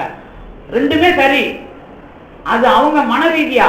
ஆனா கேள்வின்னு வந்துட்டா, நீ எதை வச்சு அங்க போனையோ அதுக்குள்ள பிரச்சனை வந்தா ரெண்டு பேருக்கு நடுவுல நாம என்ன பண்ணலாம்? தலையிடலாம். இதுதான் வந்து சமூக நீதி. அப்போ நான் வாழ்க்கைக்குள்ள ஏன் பிரச்சனையும் வரும், சமூக பிரச்சனையும் வரும், கொள்கையும் வரும். இதுக்குள்ள நான் எப்படி நிக்கிறேன் அப்படிங்கிறது தான் அறம் எனப்பட்டதே இல்வாழ். அதுதான் அறம் செய்ய விரும்பு. நீ இப்ப வந்து ஒரு ஆளுக்கு காசு திட்ட போறீங்கன்னு வச்சுக்கல, நீங்க இப்ப அறத்துக்கு என்ன சொல்லுவோம்? எடுத்த உடனே அறம்னாலே நம்ம மைண்ட்ல என்ன வரும்? எல்லாருக்கும் திட்ட போறதானே ஞாபகம் வருது, வேற ஏதாவது ஞாபகம் வருதா? ஆமாங்க, அந்த அறம் செய்ய விரும்ப படிச்சா மற்ற அறம்லாம் வராது. அது யாருக்காவது ஒண்ணு கொடுக்கறது. இப்ப திருவள்ளுவர் கிட்ட கேட்டீங்கன்னா, இந்த அறம் செய்ய விரும்புங்கிறது கொடுக்கறது தான், அது ஒன்றும் குறையே இல்லை. அதுக்கு முன்னாடி சங்க இலக்கியத்தில் கேட்டீங்கன்னா ஈயன இரத்தல் இழிந்தன்று, ஈயேன் என்றால் அதனினும் இழிந்தன்று, இதெல்லாம் சொல்லுவாங்க. இந்த அறம் அப்படிங்கிற சொல்ல அதிகமா பேசுனது கலித்தொகை மற்ற நூல்களை விட. அறம்ங்கிறத தெளிவா கொள்கையாக்குனது திருவள்ளுவர். அறம்ங்கிறத தொல்காப்பியமும் பேசியிருக்குது, புறநானூறு, நற்றினை எல்லாத்துக்குள்ளேயும் வருது. அந்த சொல் நிறைய வருது. ஆனா அதை நான் ஆராய்ச்சி ஆக்காம உங்களுக்கு ஒரு தெளிவுக்காக இந்த மெத்தட்ல சொல்றேன் பாருங்க. நான் ஒண்ணு கொடுக்கறது அப்படிங்கிற மாதிரி மாத்துறாங்க. யாருக்கு? ஒண்ணு நல்லவங்களுக்கு கொடுக்கறதுன்னு அருளியோருக்கு அளித்தல், வறுமையில் இருக்கிறவங்களுக்கு கொடுக்கறது வறியோருக்கு அளித்தல். அது போக வீட்டுக்கு வர்றவங்களுக்கு நான் சாப்பாடு போடணும், இது ஒரு கொள்கை. இப்பதான் நீங்க இந்த மடங்கள் வச்சு சாப்பாடு போட்டு தமிழ்நாட்டில் இவங்கெல்லாம் ஆராய்ச்சி கல்வெட்டுல பண்றாங்க. மேடம்லாம் அங்கங்க சத்திரம் ஒன்று படிப்பீங்கல்ல, அது வரைக்கும் சாப்பாடு இலவசம் தான். நாம சாப்பாடு காசுக்கு விற்க வந்ததே ரொம்ப பின்னாடி தான் உலகத்திலே. தமிழ் சமூகம் காசுக்கு சாப்பாடு விற்கிறதுங்கிறதே கொண்டு வந்தது ரொம்ப பின்னாடி. அதனாலதான் இந்த சின்ன பசங்களுக்கு கோபம் வந்தது. யாரு? காளிதாசனா? காலமேகம் தான். அவன் நாகப்பட்டினத்துக்கு போறான். அப்ப பாக்கி விளையாடிட்டு, பாக்கி குண்டு கோழி குண்டு விளையாடிட்டு இருக்குது பசங்க. அதுங்கிட்ட சாப்பாடு எங்க விற்குன்னு கேட்டான். உடனே தொண்டையில விற்கும் அப்படின்னு அது கிண்டல் அடிக்குது அப்படின்னு வச்சுங்களேன். அது சொல்லாடல் மட்டும் இல்ல, அது சொல்லாடல் இல்ல, அவன் கேட்டது அதுங்களுக்கு கோபம் வந்தது. சாப்பாடு நாங்க இன்னுமா விற்கிறோம் காசுக்கு, நாகப்பட்டினத்துல சாப்பாடு காசுக்கு கேட்கிறே நீ அப்படின்னு கோபம் வந்தது. அந்த வரலாறு நம்மால் எப்படி மாத்திடுறான்? ஏதோ சொல்லாடலாம் மாத்திடுறான். அது இல்ல, சாப்பாடு அல்லது உணவு காசுக்கு விற்கப்பட்ட காலம் மிக பின்னாடி உலக நாகரிகத்துல தமிழ்ல. அப்ப இந்த உணவு அளிப்பதுங்கிறத தான் முதல் அறமா கொண்டு வராங்க. அதுக்குதான் அவன் என்ன பண்றான்னா, பணம் சம்பாதிக்க போனா கூட நான் என் வீட்டுல வர்றவங்களுக்கு சாப்பாடு போடணும், கேட்கறவங்களுக்கு சாப்பாடு போடணுங்கிறத அதிகமா பேசியிருப்பாங்க பிரிவுல. அந்த ஏழை பிரிகிறான் அப்படின்னா இது ஒரு காரணம் வைக்கிறாங்க. அப்புறம் அவன் சொல்லுவா, அதை விட மோசம் கொண்டாடி நீ தனியா விட்டு போறதுன்னு தோழி பேசுறதுலாம் இருக்கும். இதுல ஏன் சொன்ன அப்படின்னா, இந்த அடுத்தவர்களுக்கு கொடுப்பது அப்படிங்கிறது அறம். முதல்ல காசு கொடுக்கணும். இப்ப நீங்க காசு கொடுக்கறதுல என்ன பண்ணா, நீங்க போற வழியில காசு கொடுத்துருங்க, பிரச்சனை இல்லை. திருவள்ளுவர் என்ன சொல்றாருன்னா, கொஞ்சம் யோசனை பண்ணுங்க. நன்று ஆற்றலும் தவறு உண்டு, அவரவர் பண்பு அறிந்து ஆற்றாக்கடைன்னு ஒண்ணு சொல்றாரு. இப்ப நீங்க இருக்கிறீங்க, போய் ஒருத்தனுக்கு போடுறீங்க, அவன் என்ன பண்றான்? அந்த காசுக்கு தண்ணி அடிக்கிறான் அல்லது பீடி பிடிக்கிறான். அதனால நான் தண்ணி அடிக்கிறான் பீடி பிடிக்கிறான் காசு கொடுக்க மாட்டேன், சோறு வாங்கி கொடுக்குறீங்க, முடிஞ்சு போயிட்டா. இது ஒரு நல்ல விஷயம் தானே. அப்புறம் அவனுக்கு கிடைக்கிற காசு தண்ணி அடிக்க மாட்டானா? அப்ப அவனுக்கு சோறே வாங்கி கொடுக்க கூடாது, அதான் உண்மை. இப்ப செய்யலாமா வேணாமா, கொடுக்கலாமா வேணாமா? அவரவர் பண்பு அறிந்து ஆற்றா கடைனா என்ன அர்த்தம்னா, அவனுக்கு வறுமை ஏன் வந்தது, அவனை எப்படி உணவு சாப்பிடுவனாக மாற்ற வேண்டும் அப்படிங்கிறத கவனப்படுத்துறார் திருவள்ளுவர். அதான் அதனுடைய முதல் காரணம். அதுக்கப்புறம் என்ன பண்றாரு அப்படின்னா, அறத்தாறு இது என வேண்டாம், சிவிகை பொறுத்தானோடு ஊர்ந்தான் இடை அப்படின்னு ஒரு விஷயம் முன்வைக்கிறார். அறத்தோட நிலவரம் என்னன்னு கேட்டீங்க அப்படின்னா, அறம் அப்படின்னு அதோட நிலவரம் என்னன்னு கேட்டீங்கன்னா 12:30-31. அறத்தோட நிலவரம் என்ன அப்படின்னு கேட்டீங்கன்னா, பல்லக்கு மேல போறவனுக்கும் தூக்கி போறவனுக்கும் இருக்கிற இடைவெளி அப்படிங்கிறாங்க. உடனே நம்ம ஆளுங்க என்ன இலக்கணம் உரை எழுதினாங்கன்னா, தூக்கிட்டு போறவன் பாவம் பண்றவன், மேல உட்கார்ந்து இருக்கிறவன் யாரு? இப்ப பின்னாடி உட்கார்ந்தவன் பாவம் பண்றான்னா அவன் இஷ்டத்துக்கு பேசுறதுக்கு அதெல்லாம் ஒண்ணும் கிடையாது. இல்ல இல்ல பாவம் பண்ண போறியா பண்ணிட்டு வந்துருக்கிறியா அப்படின்றது ஒண்ணு அதுக்குள்ள இருக்குது. இல்ல விவேகானந்தா காலேஜில் நான் வேலை பார்த்தேன்.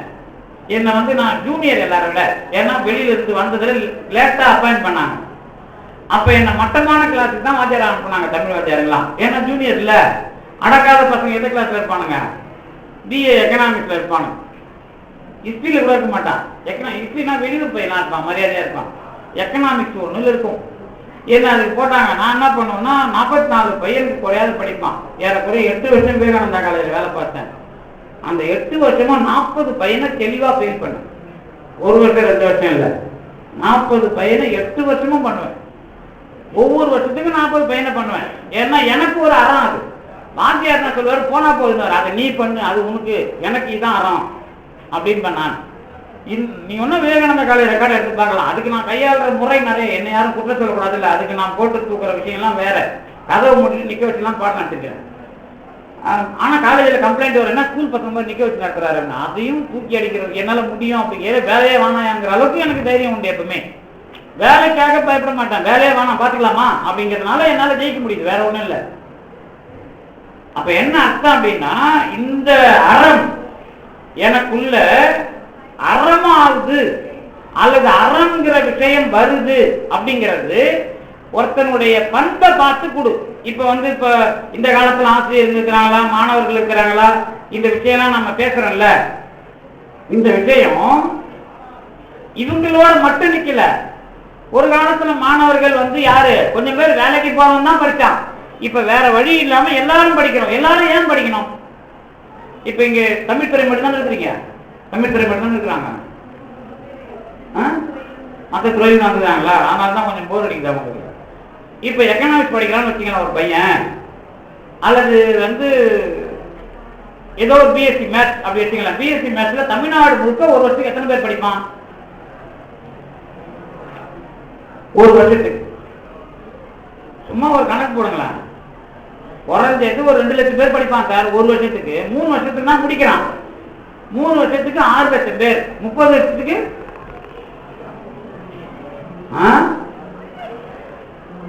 30 வருஷத்துக்கு ஒருத்தர் தான் 100 வாத்தியாருக்கு வேலை போடுறான். அதுல ஒரு 1000 வாத்தியாருக்கு வேலை போடுறான். 1 கோடி பேரை சாவடிக்கிறது அறமா? அது இல்லாதனால தானே மாணவர்களுக்கும் பிரச்சனை, வாத்தியாருக்கும் பிரச்சனை. கேட்க மாட்டான், இவன் சொல்ல மாட்டான், அவன் சரியில்லைங்கிற பிரச்சனை ஏன் வருது? அப்ப மன ரீதியாக இப்ப ஒரு தடவை இந்த பிஏஓ வேலைக்கு அப்ளிகேஷன் போட்டாங்க. எத்தனை பேர் போட்டாங்க? ஒரு 3 லட்சம் பேருக்கு மேல போட்டாங்க. யாரெல்லாம்? எம்ஏ பிஹெச்டி எல்லாம் போட்டாங்க. ஏன் தெரியுமா? ஊர் சொத்தை வளர்க்கலாங்கிற ஒரே விஷயத்துக்காக போட்டாங்க. அதான் அவர்களுடைய நோக்கம். பிஏஓ வேலைக்கு போனா நமக்கு பொறுப்போக்க மடக்கலாம், இதான விஷயம். அதான பிஏஓ என்ன சம்பளம் கிடைக்கிறான்? லஞ்சம் வாங்கலாம் தெளிவா, 2வது ஊர் சொத்தை மடக்கலாம். அப்ப மனநிலை ரீதியா நம்ம எதுக்கு பழக்கப்பட்டுறோம்? நமக்கு அயலான விஷயத்துல பழக்கப்பட்டு. இப்ப அறம் பேச முடியுமா? நீங்க நல்லா இருக்கியா அப்படின்னு பேச முடியுமா? பேச முடியாது. அப்ப இந்த சிக்கல் வரும்பொழுது நம்ம எதுல தொடங்குறோம்? இப்போ கடவுளாவது கன்றாவியாவது அரசாங்கமாவது நான் திருடணும் அப்படின்னு முடிவு வந்துடுறோம். இப்ப அறம் என்ன பண்ணுது? நாட்டுக்குள்ள குழப்பத்தை விளையுது. இந்த விஷயத்துல நீங்க எது பதிலா இருக்கணும்? நான் நல்லது செஞ்சாலும் எனக்கு நிம்மதியும் ஏதாவது ஒரு என்ன பயன் அல்லது மதிப்பீடு வரணும், ஒரு வேல்யூ கிடைக்கணும். தத்துவத்துல என்ன பண்றாங்க அப்படின்னா, இம்மானுவேல் காண்ட் ஒருத்தர் ஜெர்மன் பிலாசபர், அவன் கடவுளே ஒத்துக்க மாட்டான். நான் ரொம்ப டயர்டா இருக்கா, டீ கொடுத்துக்கலாம், என்ன பண்றது, நம்ம ஒன்றும் பண்ண முடியாது. எனக்கு இல்லை மேடம், பசங்களுக்கு. என்ன ரொம்ப ஆராய்ச்சி பண்ணி அவன் ஒரு விஷயம் முடிவு பண்றான். இம்மானுவேல் காண்ட் என்ன முடிவு பண்றான் அப்படின்னா,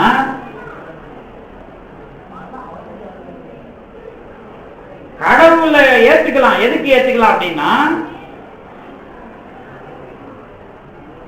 நான் நல்லவனா வாழ்ந்தா எனக்கு மதிப்பு கொடுக்கிற ஒரு ஆளா கடவுளை ஏத்துக்கலாம். எனக்கு ஏதாவது ஒரு நல்லது பண்றதுக்கு கடவுள் ஒரு ஆள் வேணும். ஏன்? நான் நல்லவனா வாழ்ந்தா எனக்கு ஒரு ரிவார்டு வேணும் இல்ல, அவார்டு வேணும் இல்ல, அதுக்காகவாது கடவுளை ஏத்துக்குவோம் அப்படின்னு ஜெர்மன் பிலாசபர் காண்ட் தான் இப்படி சொல்றான். இங்க அப்படி இல்ல.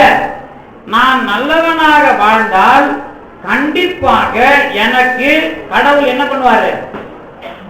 என்னை மேலேற்றுகிறார் அப்படிங்கிற சாட்சி கண்டிப்பா வரணும். அப்படி வந்தா என்ன அர்த்தம்? அதுக்கு கடவுள் எனக்கு சாட்சியா இருக்கிறார் அப்படின்னா என்ன அர்த்தம்? கடவுள் எனக்கு சாட்சியா இருக்கிறார்னா என்ன அர்த்தம்? அதை எப்படி சொல்றது? இது திருக்குறள் இருக்குது. இப்ப கடவுள் இப்ப அறம் வாழ்க்கை தானே. இந்த அறங்கிறது ஒரு போலியான விஷயம் கிடையாது. தமிழும் அறனுங்கிறப்ப என்ன வந்தது அப்படின்னா, உங்களுக்கு மணிமேகலை தெரியல. இங்க யாரும் மணிமேகலை இல்ல, அந்த பேர் வைக்க மாட்டாங்க நம்ம அப்பா அம்மா. ஏன் சொல்லுங்க? அது வாழாத போயிட போகுது பயம். கொஞ்சம் பேர் தான் வைப்பாங்க. அதை அப்படித்தானே வருது. இல்ல இந்த மனிதர்கள் என்ன பண்றாங்கன்னா, உண்டி கொடுத்தோர் உயிர் கொடுத்தாருன்னு கேட்டவொடனே நீங்க எதை சொல்லுவீங்க? அவன் சொல்லுவீங்க. சாப்பாடு போட்டத அவ சொல்லல. முதல்ல பாண்டிய நெடுஞ்செழியன்னு குடப்புலகியனார் முத பாடுறார்.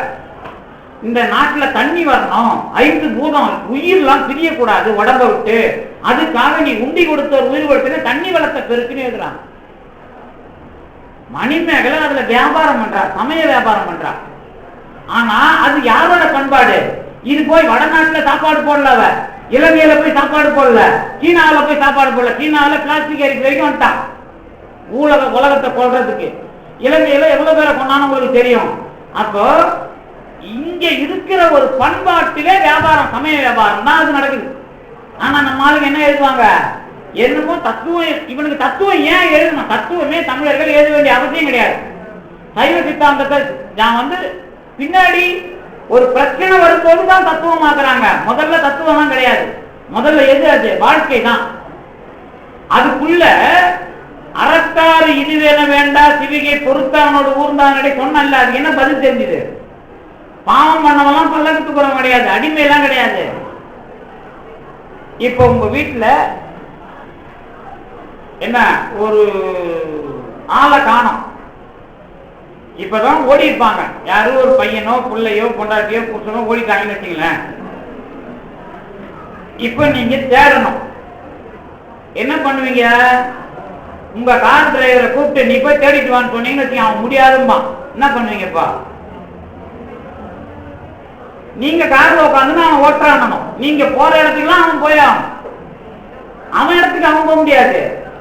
யார் கார்ல உட்கார்ந்து இருக்கிறானோ ஓனர். நாங்க சித்தர் கூட அடிக்கடி போவோம். சித்தர் கூட போனா என்ன அர்த்தம் வரும்? சித்தர்னா நான் சும்மா சொல்லல, அவர் 40 வருஷமா குளிச்சது கிடையாது, நாத்தம் அடிக்காது, ரொம்ப சுத்தமா இருப்பார். இப்போ ஒரு 200 நாளா கார்லயே உட்காந்துட்டு இருக்காரு. அடிக்கடி அவர் கூட போவோம். நான் என்ன கூப்பிடுவாரு, அது வேற காரணமா இருக்கும். அப்ப டிரைவர் ஓட்டுவார். நான் சொல்லுவேன், அவர் வேகமா போவார். டிரைவர் எங்க போறேன்னு கேட்பார். தெரியாது இல்ல, நான் எங்க போறேன்னு சொல்ல மாட்டாங்க, லெப்ட் ரைட் மட்டும் தான் சொல்லுவாங்க. அது கமாண்ட் வரும். எதுக்கு போறாங்க? ராத்திரி 12 மணி 1 மணிக்கு போவோம். திடீர்னு போவோம், பாண்டிச்சேரி போவோம், திடீர்னு ராமேஸ்வரம் போவோம். எங்க போறோம்னு எங்களுக்கே தெரியாது, ஆனா லெப்ட் ரைட் தான். அப்ப டிரைவர் வேகமா விட்டாரு. யோ எங்கேயா போற, உனக்கு போற இடம் தெரியாது, பொறுமையா போய் தொலையா அப்படின்னு. ஏன்? போற இடம் அவங்க கையில இருக்குது. லெப்ட் ரைட் மட்டும்தான் நமக்கு சொல்லுவாங்க. இது எதுக்கு சொல்ல வந்த அப்படின்னா, யார் பல்லக்கில் இருக்கிறானோ எங்க போறானோ அவனை பின்பற்றது. நம்ம இஷ்டத்துக்கு போறது இல்லது. யார் முன்னாடி நல்லவனா வாழ்ந்தானோ இந்த நல்லவனுடைய வழி எதுவோ அதை நீ பின்பற்று. இதுக்கு பயன்படுத்தின படிமாறு. யார் மேல போனானோ, மேலன்னா முதலாளி கிடையாது, யார் மேல் நிலையை அடைந்தானோ. அப்பெல்லாம் திருவள்ளுவர் காலத்துல பல்லக்கு யாருக்குன்னா, யாருக்கு பல்லக்கு? அரசனுக்கு கிடையாது. அந்த காலத்துல சாமியார் மாதிரியான ஆளுங்களுக்கு. அதை சொல்றாரு அவர். யார் மேல்நிலையை அடைந்தானோ அவனை பின்பற்றுகிற விஷயம்தான் அறத்தாறு இது என ஏண்டா சிவிகை பொறுத்தானோடு ஊர்ந்தான் இடை. தூக்கி செல்பவன் மேலே இருக்கிறவன் எங்கே போக நினைக்கிறானோ அங்கே போவது போல நாம் நல்லவர்கள் போன பாதையை பின்பற்ற வேண்டும். இதுதான் அர்த்தம். சொல்லியாச்சா? சரி, இதனால என்னப்பா பிரயோஜனம் அப்படின்னு கேட்டா என்ன பதில் சொல்லுவீங்க? மனசாட்சி தானே பதில் கிடைச்சியா? இப்ப மனத்துக்கண் மாசு இளநாதல் அனைத்து அரண் ஆகுல நீர பிற. இதுதான் அறத்தோட எண்டு. இப்ப மனசுல குற்றம் இல்லாம நீங்க எந்த செயலையாவது செய்ய முடியுமா? மனசுல குற்றம் இல்லாம செஞ்சீங்கன்னா எந்த அறமும் தேவைன்னு அர்த்தம். அத டபுள் கேம் அடிக்கிறார் திருவள்ளுவர். என்ன அர்த்தம்னா, நீ அறம்லாம் செஞ்சுக்கிட்டே வந்தா உனக்கு மனசுல குற்றம் இல்லாத நிலை வர்ற வரைக்கும் செய்யணும் அர்த்தம். ஏதோ மனசுல குற்றம் இல்லாம அறம் செய்யினா என்ன அர்த்தம்? நீ அறத்தை எப்படிலாம் செய்ய ஆரம்பிச்சு, இப்ப வச்சுங்களேன், இங்க இருக்கிறவங்க அன்னதானம் தெரியும், ஈரோடு பேர் என்ன கோயம்புத்தூருக்கெல்லாம் அன்னதானம் நிறைய போடுவாங்க. இப்ப அன்னதானம் போடுறாங்களே, நீங்க போய் சாப்பிடுறீங்களா அன்னதானம் போட்ட இடத்துல? சரி, போட்டவன் நல்லவனா கேட்டவனா அவன் பாவம் வந்துதா நோய் வந்துதா உங்களுக்கு என்ன வந்துச்சு?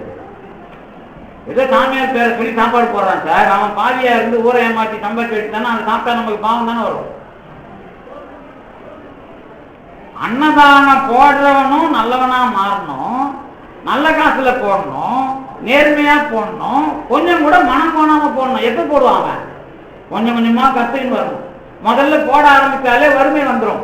வறுமை வந்தாலும் பேர் போட ஆரம்பிக்கணும். அப்புறம் அதுக்கப்புறம் இது இந்த பக்கம் போடுறவன் பக்கம். இன்னொரு பக்கம் என்ன அப்படின்னா,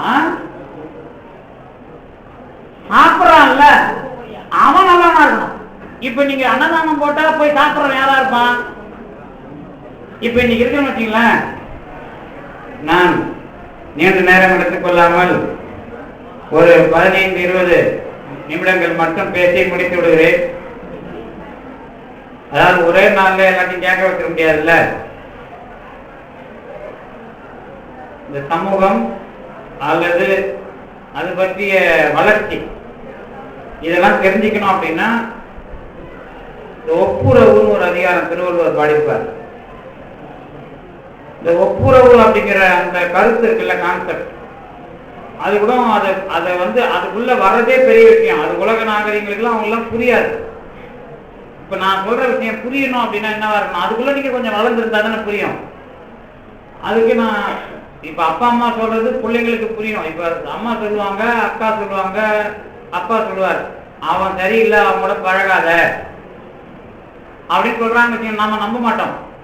அது ஒரு பிரச்சனையான பிறகு ஆமா அப்பா சொன்னது சரிதான், அம்மா சொன்னது சரிதான் வரான்ல, அதுக்கு ஒரு 15 வருஷம் போயிருக்கும், அல்லது சொத்து போயிருக்கும், அல்லது பணம் போயிருக்கும், அல்லது ஏதாவது ஒண்ணு திருடு போன பிறகுதான் ஓஹோ இவங்க சொன்னது சரி அப்படின்னு தெரியல. அதுக்கு 15 வருஷம் 20 வருஷம் இல்ல 10 வருஷம் நம்ம பாடம் படிக்கணும். பாடம் படிக்கணும்னா என்ன அர்த்தம்? அனுபவப்படணும். அந்த மாதிரி விஷயத்துல நான் வாழ வாழ இது சரி இது சரின்னு ஒத்து வர்ற மாதிரி இருக்குல்ல விஷயம். அந்த மாதிரி விஷயங்களை சொன்னது, அந்த மாதிரி கருத்துக்களை பதிவு செய்தது திருக்குறள் அல்லது தமிழில் இருக்கிற அறம். இதுதான் தொடர்பு. அது இப்ப இஸ்லாத்துக்கு முகமது நபி இருக்கிறாரு, கிறிஸ்தவத்துக்கு இயேசு இருக்கிறாரு, இன்னும் இங்க இந்தியாவில் சங்கரர், நிறைய தத்துவவாதிகளா இருக்கிறாங்க, சமயவாதிகள். அவங்கள பின்பற்றி யாரும் வரல. அது தெரியுமா உங்களுக்கு? அவங்க சொல்லியிருப்பாங்க, அதை இவங்க ஆராய்ச்சி பண்ணி மண்டையை உடஞ்சிட்டு இருப்பாங்க, அதையே சொல்லிட்டு இருப்பாங்க. ஆனா தமிழ்நாட்டுல காரைக்காலம் ஒருத்தவங்க வந்திருப்பாங்க, அதுக்கப்புறம் திருமூலர் வந்திருப்பாரு, திருஞான சம்பந்தர் வந்திருப்பாரு, திருநாவுக்கரசர், சுந்தரர், சேக்கிழார், அப்புறம் வள்ளலார், பாம்பன், இப்படி ஒரு 1700 வருஷமா தமிழ்ல வந்துருக்காங்க. இந்த 1700 வருஷமா வந்தவங்க யாரும் அடுத்தவங்க தப்புன்னு சொல்லல. சரி, 1700 வருஷமா பொய்யும் சொல்லல. அப்ப 1700 வருஷமா ஒரு விஷயத்தை தொடர்ந்து சொல்றதுக்கு ஒரு மொழி இருக்குது, ஒரு பண்பாடு உள்ள சமூகம் இருக்குதுன்னா அது உலகத்துல யார்? அதை இந்த திராவிட கட்சிகள் வீணாக்கினதால நம்ம குழப்பத்தில் இருக்கு. இந்த திராவிட கட்சிகள் நமக்கு திருக்குறள்னு ஒரு பேர் சொன்னாலும் கூட அது வாழற முறையை நமக்கு அவங்க செயல்படுத்தல. அப்ப 1700 வருஷத்துல வாழ்ந்து சொன்ன நடைமுறைகள் கல்வி ரீதியா நமக்கு எதுவா இல்ல, ஒரு பயிற்சிக்கு உரிய விஷயமா பதிவாகல. அதனாலதான் இப்ப நமக்கு இருக்கிற கோளாறு. உலகத்துக்கே நாம நடந்து காட்ட வேண்டிய விஷயம் உண்டு. ஆனா நம்மள எதுக்கு பயன்படுத்துறாங்க? சகிப்பு தன்மைக்கும் நல்ல உழைக்கிறங்கிறதுக்காக தான் வெளிநாடு நம்மளை பயன்படுத்துது. நம்ம கிட்ட இருக்கிற குணங்கள்ல சகிப்பு தன்மையும் உழைப்பு மட்டும் அவனுக்கு போதும், நீங்க எதுவா ஒன்னாலும் ஆயிடலாம். ஆனா அதெல்லாம் மறுத்து நமக்கு ஒரு தெளிவு வேணும் அப்படிங்கறதுதான் இந்த அறம் பற்றிய புரிதல். இது ஏதோ இன்னைக்கு சொற்பொழிவா மட்டும் இருக்கக்கூடாது. இது நாங்கெல்லாம் எதுக்கு முயற்சி பண்ணோம்னா கல்வி திட்டத்துக்குள்ள ரொம்ப தெளிவா இதை கொண்டு வந்து செய்யணும் அப்படிங்கிற அளவுக்கு தான் இப்ப நான் போராடிட்டு இருக்கிறேன். இப்ப இலங்கையில தான் அது உண்டு. அதனாலதான் இலங்கைக்காரனுக்கு கொஞ்சம் எது உரிமை ரீதியான கேள்வி வந்தது. நமக்கு அது கூட கிடையாது. நாம எங்க இருக்கிறோம், ஏன் இருக்கிறோம், செத்தமா போச்சமா வாழ்ந்தமா, ஒரு இழவும் தெரியாத ஒரு சமூகமா தமிழ் சமூகம் இன்னைக்கு மாறி போச்சு. இல்லாட்டா நமக்கு வந்து எல்லாரும் காரி துப்புற மாதிரி நாம ஒரு உரிமையும் தெரியாம எதை பத்தியும் பேசறதுன்னு தெரியாம இன்னைக்கு பேன் இருக்கிறோம். சரி போட்டோம். இதுக்கு காரணம் என்ன அப்படின்னா அறம் பற்றிய ஒரு காலத்துல அறம் பாடுறதுன்னா என்ன தெரியுமா? பெருஞ்சித்திரனால கைது பண்ணாங்க ஒரு காலத்துல. ஏன்னா அவரு ராஜீவ் வந்து சாவதுக்கு முன்னாடி சும்மா ஒரு கவிதை எழுதினார், நீ நெருப்புல செத்து போ, எரிஞ்சு போவினார். அவர் உண்டு வச்சு எழுதி அதுக்கப்புறம் அவர் ஆனதுனால என்ன பண்ணிட்டாங்க, உண்மையிலே இவருக்கு தெரியும், அரெஸ்ட் பண்ணிட்டாங்க. அறம் பாடுறதுனா நீ செத்து போன அர்த்தம். அதுக்கான மொழி தமிழ். இத முதல்ல பாடினவர் நக்கீரர். அப்பெல்லாம் அறம் பாடுறதுன்னு சொல்ல மாட்டாங்க, ஆனந்த பாட்டுன்னுவாங்க. அதை ஆனந்தம் சேர்க சுவாகா அப்படின்னா செத்து போன அர்த்தம். இது வந்து நக்கீரர் திருமுருகாற்று படைப்பான நக்கீரர் வரலாறுல 2 பாட்டு இருக்குது. அந்த மாதிரி எதிர்கோச்சிக்கு அவர் ஆனந்த பாட்டு பாடினார். ஆனந்த செய்யுள்னு பேர் இருக்கு. இதெல்லாம் என்ன அர்த்தம்? நேர்மையா வாழறோம் வாக்கு பலிக்குதுங்கிறல்ல. அப்ப நேர்மையா வாழறதுன்னு ஒரு சமூகம் வேணும் இல்ல. அப்ப நேர்மையா வாழற சமூகத்துலதான் என்ன கிடைக்குது? கடவுள் அறத்தின் மூலமாக வாழ்ந்தால் உண்மையிலேயே கடவுள் உண்டு என்ற அனுபவம் கிடைக்கிறது. இதுதான் 1600 வருஷத்து இலக்கியம் சொன்னேன். வேற எந்த மொழிக்கும் அது கிடையாது. அது வந்து போவோம். எதுவா வந்து போவோம்? நடுவுல ஒரு இப்ப நித்யானந்தா இருக்கிறாருன்னு வச்சுக்கலாம். நித்யானந்தா வந்து கடவுளை சொல்றவர் இல்ல. அவரு யாரு? இந்த வீணா போனவங்களுக்கு குருநாதர். நமக்கு இல்ல. அவரு இப்ப குடிக்காரன் ஆகாம வேற வகையில செலவு பண்ணாம சம்பாதிக்கிறான் பாரு, அவனுக்கு அவர் குருநாதர். ஆனால்தான் அவர் தங்கமா போட்டுக்கிட்டு டிவியில உட்காந்துருப்பார். ஆனா நல்ல சாமியாரு ஒரு சுகத்திலேயே இருக்க மாட்டார். இவங்களதான் நாங்க சித்தர் இருக்கிறோம். சித்தர்னா என்ன தெரியுமா? அவங்க மறைஞ்ச பிறகு ஆயிரக்கணக்கான பேர் வருவான். கணக்கம்பட்டி போனீங்கன்னா அவர் இருக்கும்போது தெருவில் நடந்து கிடப்பார். அந்த சூரியகாந்தி தோட்டத்துக்கு நடுவில் இருப்பார். எனக்கு இந்த சித்தர்களை வந்து நேரா பார்க்கறது பிடிக்காது, எனக்கு கோபம் வரும். ஆனா அவங்க சமாதியான பிறகு என்னை கூப்பிட்டு பேச வைக்கிறாங்க. ஏன்னா அவங்க என்ன ஆட்கொள்றாங்கன்னு அர்த்தம். அங்க போன பிறகு வரலாறு தெரிஞ்ச பிறகு நமக்கு அதிசயமா இருக்குது. அதான் அவங்க இருக்கும்போது எந்த வீடை கட்டிக்கல, ஏற்றி போட்டுக்கல. ஆனா அவங்க சமாதியான பிறகு அவ்வளவு பெரிய பிரம்மாண்டமான இடம், அவ்வளவு பெரிய பிரம்மாண்டமான கோயில் ஏன் உருவாகுது? அவரால் வாழ்க்கை பிரச்சனைகளை தீர்த்து கொண்டவர்கள் ஏராளம். அங்க கிறிஸ்து கிடையாது, முஸ்லீம் கிடையாது, அங்க ஜாதி கிடையாது. இன்னும் கேட்டா கணக்கம்பட்டி சித்தர் வந்து பழனிசாமின்னு பேரு. அவர் வந்து ஆதி திராவிடர். அவர்கிட்ட எல்லா கருமூர்த்தி செட்டியார்ல இருந்து சித்தியன். அவர் ஒரு பில்டிங்கே தனியா ஒரு ஏக்கரை பல கோடிக்கு வாங்கி வச்சிருக்காரு. இது எதுக்கு நான் சொல்றேன்? கடவுளின் சாட்சி இவங்கெல்லாம். இவங்க கியூ போட்டு கடவுளை காட்டுறவங்க இல்ல, கடவுள் இருக்கிறாருன்னு போறவங்களுக்கு இவங்க சாட்சியா இருப்பாங்க. அப்ப கடவுளை எல்லாருக்கும் காட்டணுங்கிறது பிரச்சனை இல்ல. கடவுள் சாட்சி கண்டிப்பாக உண்டு. ஆனால் அதுக்கு வர வேண்டிய பயணம் நிறைய. இதை பார்த்துதான் திருவள்ளுவர் 2 விஷயம் வச்சார். திருவள்ளுவர் 2 விஷயம் வச்சார். அந்த விஷயத்துக்கு எந்த சமயத்தாராலையும் பதில் சொல்ல முடியாது. வகுத்தான் வகுத்த வகையெல்லாம் தொகுத்தல் கோடி பிரிப்பினும் அறிவு. இதுல புத்தனும் கிடையாது, சமணனும் கிடையாது. அது பின்னாடி சைவ சித்தாந்தம். கடவுள் என்கிறவன் உனக்கு கொடுக்கிற முறையில் கொடுக்கிற விஷயம் இல்லை என்றால் நீ என்ன கோடி கொடுத்தாலும், உங்களுக்கு தெரியும் தமிழ்நாட்டு அரசியல பாக்குறீங்கல்ல, நான் ஒரு 3 கொட்டேஷன் சொல்லுவேன். செல்வம், செல்வாக்கு, அதிகாரம். இது 3 தானே வாழ்க்கை. செல்வம், செல்வாக்கு, அதிகாரம். இந்த 3ஆலும் முடியாது என்று தெரிகிற பொழுது விதி தெரியும். அது நம்ம நாட்டு அரசியல்வாதிகளுக்கு நன்றாகவே தெரியும். அதாவது அவங்க ஆட்சியில் இருக்கும் போதே ஜெயிலுக்கு போற நிலைமை வருதா இல்லையா?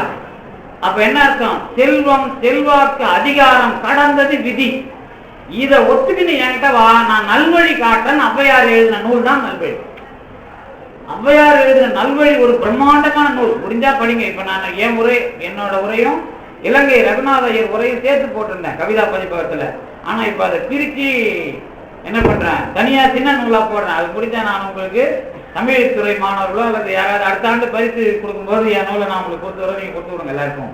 இது எதுக்கு சொல்ல வரேன்னா, இந்த பிரம்மாண்டமான ஒரு படைப்பு ஔவையாருடைய படைப்பு. அவங்க என்ன சொல்றாங்கன்னா, உலகத்துல எவ்வளோ சமயம் இருக்குது. யாரு? ஔவையார். நான் ஏன் ஔவையார்ல முடிக்கிறேன் தெரியுமா? திருக்குறளை தொடங்கி இவங்கெல்லாம் நீதி நூல்னு பேர். நீதி நூல் கிடையாது. இதெல்லாம் திருக்குறள் நீதி நூல் கிடையாது. நீங்க படிச்சு பயப்படாதீங்க. திருக்குறள் மிக உயர்ந்த நூல். அது வெறும் நீதி நூல் கிடையாதுன்னு சொல்ல வரேன். ஏன் நான் ஊழ்வினையை பத்தி பேசினா அது நீதி நூல் கிடையாது. நான் வாழற வாழ்க்கையிலே பதில் சொன்னா அறம். ஆனா என் வாழ்க்கையில விதி அடிப்படை இருக்குதுன்னா அது ஏதாவது ஒரு தத்துவம் வந்துடும். அப்ப அது வந்து எது வருது? அந்த தத்துவம் வள்ளலார் வரைக்கும் ஏற்றுக்கொள்ளப்படுகிறது. யாரு? ராமலிங்க அடிகளார் வரைக்கும். அப்ப திருவள்ளுவர் சொன்ன விஷயத்தினுடைய மிகப்பெரிய புரிதலை ஔவையார் முன்வைக்கிறாங்க. நல்வழி. இந்த அறஞ்செய விரும்பலாம் சொன்னல, அறஞ்செய விரும்புனா என்ன அர்த்தம்னு கேட்டீங்கன்னா, நான் நேரம் பதில் சொல்லிடுறேன். நான் ஒருத்தன் காசு போடணும், நான் காசு போடுறது நல்லவனுக்கும் போய் சேரணும், நான் நல்லவனாகணும். இதுக்கு நடுவில் எவ்வளவு நாள் வாழ்ந்து நல்லவனா வாழறீங்களோ அப்போ உங்களுக்கு மனத்துக்கண் மாசிலனாக கிடைக்கும். அப்ப அறம் செய்ய விரும்புங்கிறது இன்னைக்கு நேற்று விஷயம் இல்லை. நீங்க பிறந்து கத்துக்கிறதுக்கு 100 பிறப்பு தேவைப்படலாம். சில பேருக்கு 10 பிறப்பு தேவைப்படலாம். அதனால அந்த ஆத்திச்சூடிங்கிறது சாதாரண விஷயம் இல்ல. கிட்டாதாயின் வெட்டன மர முடியுமா? முடிஞ்சதுன்னா அயோக்கியன்னு அர்த்தம். ஒண்ணு கிடைக்கல அப்படின்னு நான் மறந்துட்டேன், நான் அயோக்கியன். காதலிச்சவங்களுக்கு தெரியும், அதான உண்மை. நானா அதுல இருந்து வெளியே வரணும், அது வந்து ஆன்மீகம். எம்.ஆர். ராதா வந்து கோயம்புத்தூர் பொண்ணை காதலிச்சார், தெரியுமா? அது ஒரு நாயுடு பொண்ணை காதலிச்சார். அதெல்லாம் அதுக்கப்புறம் எவ்வளவு கொண்டாட்டியா இருக்கு, அது பிரச்சனை இல்ல. அவன் என்ன பண்றான், அந்த பொண்ணு செத்து போச்சு, அதுக்கு கோயில் கட்டிட்டு உட்காந்து அழுகுறான். பெரியார் கேட்கறான், ஏன்டா புத்திசாலி இது, அப்ப பெரியார் இதுல கோயில் கட்டக்கூடாது, சாமி இல்ல, நீ ஒரு கோயில் மாதிரி கட்டிட்டு அழுது.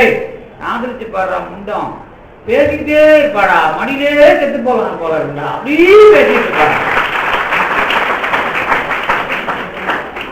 நான் எங்க காலேஜ் பக்கத்துக்கு முதல்ல ஒண்ணு சொல்றது, நீ காதலிப்பா வானாங்கல்ல, ஆனா ஒரு விஷயம் பண்ணிடாத, போன்ல போட்டு பேசிக்கிட்டே இருக்காது, அது மூளையை உரிக்கிடும். திடீர்னு ஒரு பிரச்சனை வரும்போது நீ செத்து போயிரு. அதனால அதிகம் பேசக்கூடாது. அதிகம் பேசிட்டா மூளை உருகிடும். தர்மபுரி பையன் எப்படி செத்தான் தெரியும்ல, ட்ரெயின்ல மோதி தான் சாவறான். ஏன்னா மண்டை வெடிக்குது. அவ ஒரு சந்தர்ப்பத்தை தான் சொல்றா, மறந்துரு, அதை புரிஞ்சுக்க தெரியல, அது பிரச்சனையாகி ட்ரெயின்ல தலையை மோதுறான். ஏன்னா தலை வெடிக்கும். அப்ப பேசி பேசி பேசி அதை உருவாக்கக்கூடாது. நடக்கிறது நடக்கட்டும், ஆனா பேசி நீ செத்து போவாது. ஏன்னா பேசுறதுங்கிறது ஒரு மிகப்பெரிய வீழ்ச்சி. அதனாலதான் திருவள்ளுவர் எழுதினார், என்ன ரொம்ப தெளிவா எழுதினாருன்னா, அதாவது தீனால் சுட்ட புண் உள்ளாரும் ஆறாதே நாவினால் சுட்ட வடு. ஏன் எழுதினார்? அது திட்டத்துக்கு மட்டும் இல்ல, நீ பேசுறது உன்னை உருக்கிடும், அது பிரச்சனை ஆகும்போது உன் வாழ்க்கையே கலந்துரும். அதனால அதுக்குள்ள இந்த காலத்து பசங்க போன் கிடைக்குது, தேவையில்லாம பேசுறான்னா 2 1 அதுல இருந்தான்னா அவன் செத்துருவான், அதுல இல்லைன்னா சமூகம் செத்துரும். அவ்வளவுதானே. சமூகத்தையும் சாவடிக்கூடாது, நீயும் சாவடிக்கூடாது. அதனாலதான் அளவறிந்து பேசுக. இந்த அளவு நாணங்கிறது சுத்தமா இந்த தமிழ் சமூகத்துல போயிடுச்சு. நாணம் வந்து ஒரு அறம். திருவள்ளுவர் ரொம்ப தெளிவா அதை வலியுறுத்துறான். நாணுடைமை.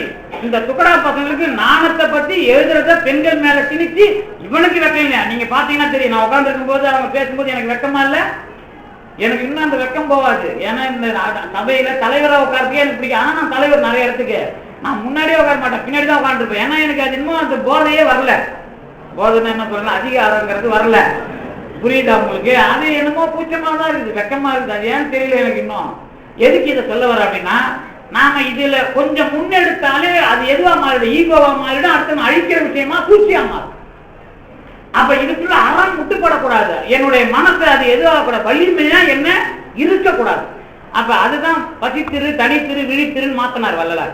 உன்னை எதுவும் இருக்கிடக்கூடாது. மதமான பேய் பிடியாது இருக்க வேண்டினார். உள்ளொன்று வைத்து புறமொன்று பேசுவார், உறவு கலவாமை வேண்டுங்கிறதான் மனத்துக்கு மாத்தில நாதல். உள்ளொன்று வைத்து புறமொன்று பேசுவார்னா என்ன அர்த்தம்? ஆமா, குணசுந்தரி மைக்கு பிடிச்சாங்க, வாத்தியார் எதிர அவரை பாராட்டுறாங்கப்பான்னு சொல்றதா, வாத்தியார் எதிர பாராட்ட முடியலன்னு சொல்றதா, அவங்க நேரா பாராட்டுறாங்கன்னு சொல்றதா, இல்ல உண்மையிலேயே அவங்க கடைசி அப்படிதான் பாராட்டுறாங்கன்னு சொல்றதா, எப்படி தான் முடியும்? போதுங்க சாமி பேசுறேன் இருக்கேன் அப்படிங்கிறீங்களா? இப்ப நான் இருக்கிறேன்னு வச்சுக்கலாம், இப்ப நான் சிகரெட்லாம் எனக்கு பிடிக்கிற பழக்கம் இல்லை, இது சொன்னா நம்புறீங்களா நீங்க? ஆமா சார் நம்பிதான் ஆகணும், ஏதோ நீங்க நல்ல ஒரு மாதிரி சேர்த்துச்சாரு அப்படிலாம், நான் என்னை விட மோசமானவும் கிடையாது அப்படின்னு சொன்னாலும் நீங்க நம்ப முடியாது. நம்பலாம், எப்படி வேணாலும் போகலாம், பரவாயில்ல. என்னை வந்து குறை சொல்றதுக்காக நிறைய பேர், எனக்கு வந்து தமிழ்நாடு முழுக்க இல்லை உலகம் முழுக்க நிறைய எதிரிகள் உண்டு. ஏன்னா நான் யாருக்கும் அடங்க மாட்டேங்கிறதுனால. அப்ப என்ன பண்ணுவானுங்க அப்படின்னா, குறை சொல்றதுக்கு பெரிய கூட்டம் உண்டு என் மேல. நீங்க எல்லாம் அதிர்ச்சி அடைஞ்சிருவேன், என்ன அப்படிலாம் குறை சொல்லுவானுங்க. அது இது போன மாசம் ஒருத்தன் தினகரன்ல எழுதுறான், சைவ சித்தாந்தமே படிக்காத சரவணன் சென்னை பல்கலைக்கழகத்தில் அவரால் மாணவர்கள் சேர மாட்டாங்க, தினகரன் பத்திரிகை வரைக்கும் எழுதுறாயா. அதுக்கப்புறம் தமிழ் ஹிந்தில வேற மாதிரி எழுதலாம், தி ஹிந்தில நான் பேசின பேச்சு வருது, இதெல்லாம் வரும். ஆனா எதிரிகள் கூட்டம் என்னை விட பலமா இருக்கு. ஆனா அதை தாண்டி நான் ஜெயிக்கிறேங்கிறது ஆன்மீக பலம். அதுக்குள்ள எல்லாராலையும் முடியாது. இப்ப ஆன்மீக பலம், அந்த அவர் செத்துட்டாரு, அந்த பெரிய ஆள், இந்த நடிகர், அவர் பேருனா ஜெயிலுக்கு போயிட்டு வந்து செத்துறாரு. உங்களுக்கு எல்லாம் தெரியாது, இவங்களுக்கு தான் தெரியும். பாகவதர், தியாகராஜ பாகவதர், அவர் வந்து ஜெயிலுக்கு போயிட்டு வந்து அதுக்கப்புறம் முடியல, செத்து போறாரு. ஏன்னா ஆன்மீக பலம் கம்மி. தமிழ் ஒளின்னு அறிஞர் இருந்தார், அவர் ஒரு பொண்ணு காதலிச்சிடறார், நல்ல அறிஞர். அதாவது கவிஞர்கள்ல பாரதிதாசனை விடவும் மிகப்பெரிய மனிதன் நான் சொல்லுவேன். ஏன்னா பாரதிதாசன் சிஷ்யன் தான் அவரு, தமிழ் ஒளி பாண்டிச்சேரிக்காரர். அவருடைய நூலுக்கு நான் முன்னுரை கொடுத்து ஆனந்தி பண்ணாங்க. அப்பதான் எனக்கு அவரை பத்தி தெரிஞ்சுது. அவர் என்ன பண்றாருன்னா, சென்னையில ஒரு பொண்ணு லவ் பண்ணிடுறா, அவர் ஏமாத்திட்டா. அவருக்கு மென்டல் ஆயிட்டார். எவ்வளவு பெரிய அறிஞர், அன்பழகன் கூட வேலை பார்த்தவர், பேராசிரியர் அன்பழகன் கூட இருந்த கவிஞர் அவர். அவருக்கு மென்டல் ஆயிடுறாரு, துணி இல்லாம அலையிறாரு. அப்ப சஞ்சீவின்னு ஒருத்தர் அவர் தான் வைக்கும் வச்சு அவர் பண்றாரு.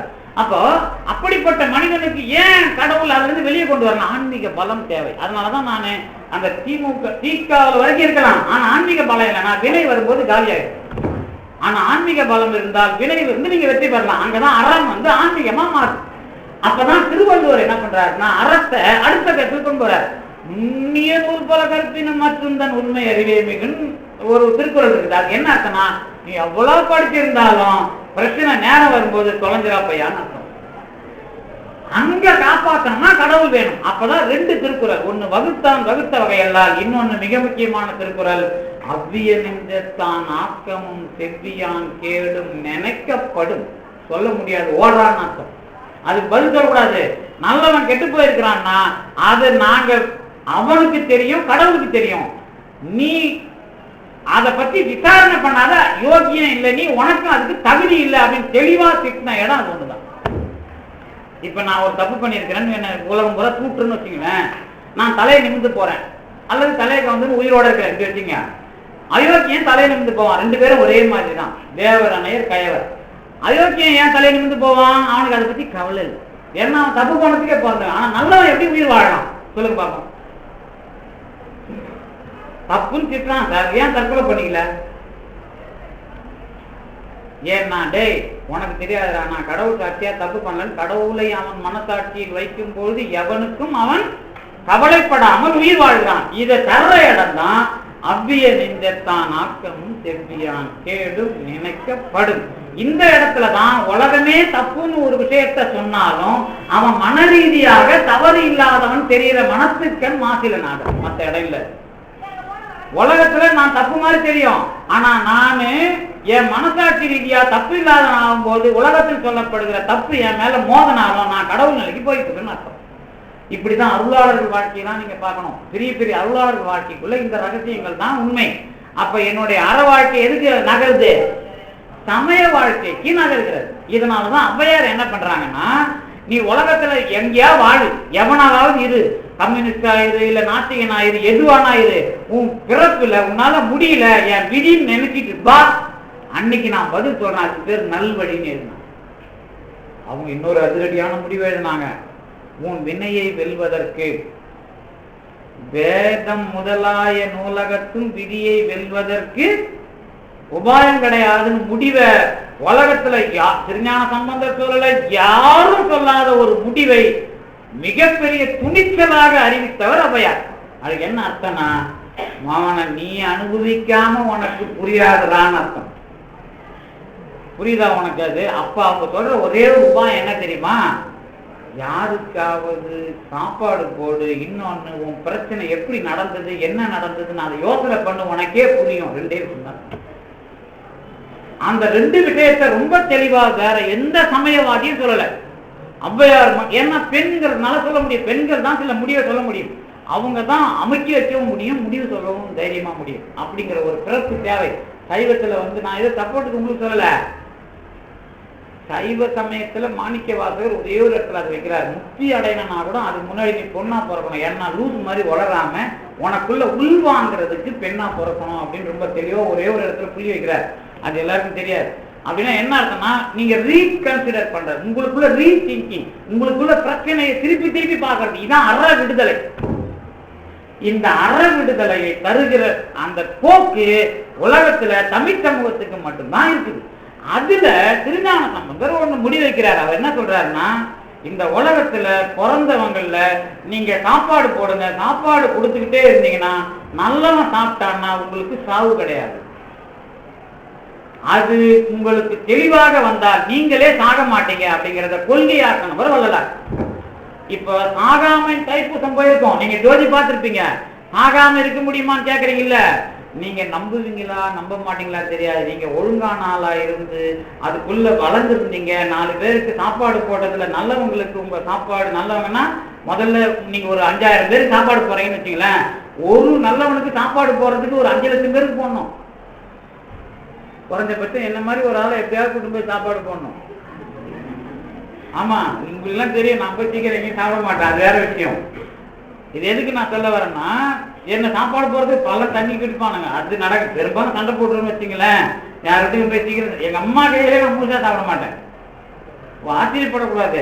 விஷயம் என்னன்னா, நான் எவ்வளவு சாப்பிட்றேன்னு அவங்க முடிவு பண்ணக்கூடாது. அதிகமா இருந்தா சாப்பாடு பாதி தான் சாப்பிடுவேன், கம்மியா வச்சிருந்தா அதுல கொஞ்சம் வச்சிருவேன். என்ன நான் எவ்வளவு சாப்பிட்றேன்னு அவங்க முடிவு பண்ணக்கூடாது.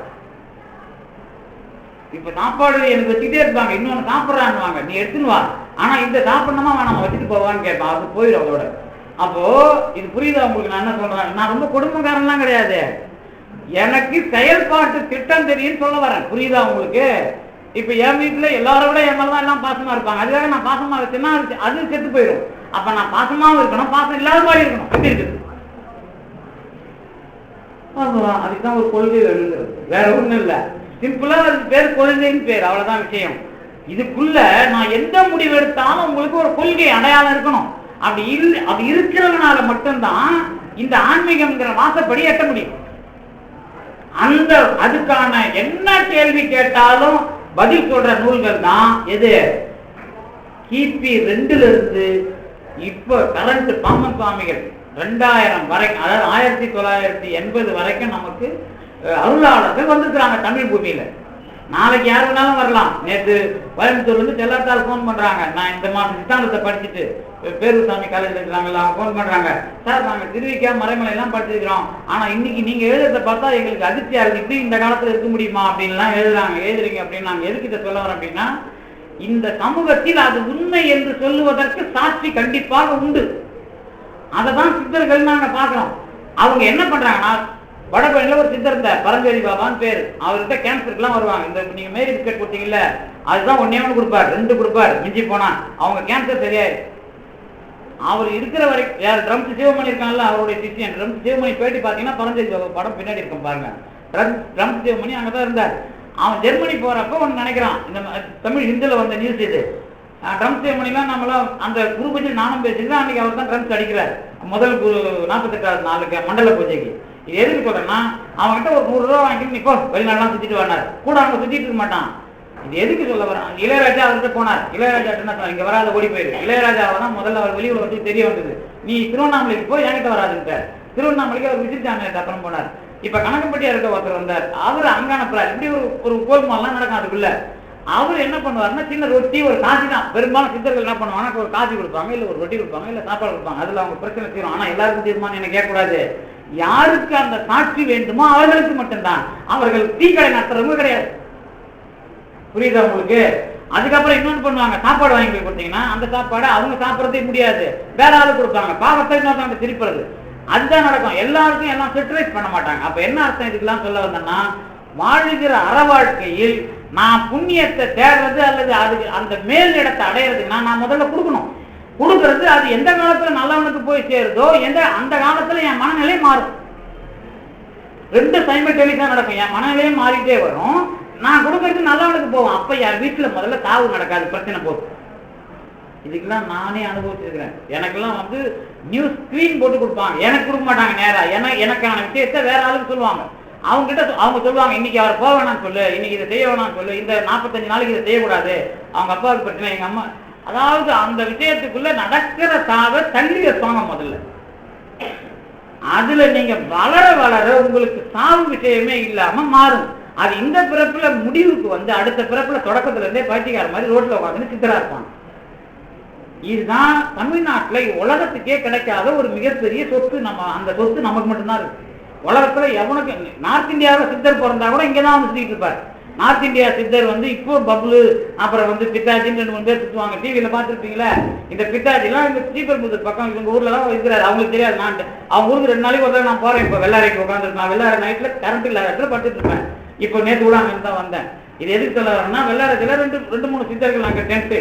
அந்த 2-3 சித்தர்ல கைகோத் பாபாவுக்கு சமாதி இருக்குது, இன்னொருத்தருக்கு சமாதி இருக்குது. 2 சித்தர் ஒரே நேரத்தில் இருந்தாங்க. ஏன் இருந்தாங்கன்னு தெரியாது. 2 சித்தர்கள் ஒரே இடத்துல இருந்து ஒரு விஷயத்தை தீர்த்து வைப்பாங்க. அப்ப 2 சித்தர்ல பித்தாஜி இருந்து இப்ப நடந்து போயிட்டார், இன்னொரு சித்தர் இப்ப அங்க இருக்கிறார். இது எதுக்கு சொல்ல வரேன் அப்படின்னா, இது சும்மா மிரட்டுறதுக்காக வேகமா சொல்றேன். இதுக்குள்ள அழுத்தமா நான் சொல்லக்கூடாது. இதுல என்ன அப்படின்னா, சாட்சிகள் என்பது கடவுள் உண்டு என்பதை காட்டுகிற சாட்சிகள் என்பது என்ன அர்த்தம், மிகப்பெரிய அளவில் தமிழ்நாட்டில் இருக்குது. அதுக்கு காரணம், நாம முதல்ல எல்லாருக்கும் முன்னாடி அடுத்தவங்களுக்கு சாப்பாடு போட்டு கொடுக்கறதுல வாழ்ந்தோம்ல.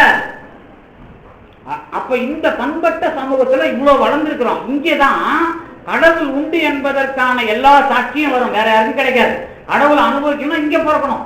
அப்ப அதுலதான் திருஞான சம்பந்தர் என்ன பண்றாருன்னா பூம்பாவே எழுப்புறார். எங்க மயிலாப்பூர்ல என்ன சொல்றாருன்னா, மண்ணினில் பிறந்தார் பெரும்பயன் மதிசூடும் அன்னலார் அடியார் தம்மை அமுது செய்வித்தல் அவர்தம் கண்ணினால் அவர்தம் நல்விழா பொலிவு கண்டு ஆறுதல் உண்மையாம் எனில் உலகர் முன் வருக அப்படின்னு சொன்னாரு சேக்கிழார் சொல்றார். அவர் என்ன பண்றாருன்னா பூம்பாவை, அந்த பொண்ணு பேரு ஞாபகம் இருக்கா, மயிலாப்பூர்ல சிவநேசன் செட்டியார் பொண்ணு, அந்த பொண்ணை எழுப்பும் போது என்ன பண்றாருன்னா, பொண்ணு எழுப்பல, என்ன சொல்றாருன்னா, இந்த மாசத்துல பௌர்ணமி வரும்போதுலாம் ஜனங்களுக்கெல்லாம் சாப்பாடு போடுவியே, இன்னைக்கு நீ இல்லையே சாப்பாடு போட்டு ஜனங்களை அழகு பார்க்கறதுன்னு கேட்கிறார். அட்டிட்டம் காணாதே போதியோ பூம்பாவாய், மட்டிட்ட புண்ணையங்கானல். அந்த அதாவது சாப்பாடு போட்டே தைப்பூசம் நீ இல்லையேன்றார். தைப்பூசம் தான் அந்த விஷயம் நடக்குது. அப்ப தைப்பூசத்துக்கு செத்த பொண்ணை சாப்பாடு போறதுதான் ஒரு பெரிய கொள்கை சொல்லி எழுப்பினவர் திருஞான சம்பந்தர். அதே தைப்பூசத்துக்கு சாப்பாடு போடுற அறத்திலேயே நீங்க மனநிலை மாறி உங்களுடைய செயலும் மாறி நீங்க பெரிய அளவுக்கு வந்து நீங்களே மரணம் இல்லாத பெருவாழ்வை அடைய முடியும் ஜீவகாருண்ய ஒழுக்கம் சொன்னவர் ராமலிங்க அடிகளார். அப்படி தமிழ்ச்சூழல் திருக்குறள் தொடங்கி நமக்கு வள்ளலார் வரை உலகத்துக்கு மிகப்பெரிய பாடத்தையும் மிகப்பெரிய உண்மையையும் வழங்கி இருக்கிறது என்பதில் நாம் எல்லாம் கௌரவம் மிக்கவர்கள், பெருமை மிக்கவர்கள். அதை காப்பாற்றுவதற்கு நீங்களும் தயாராக இருங்கள். நன்றி.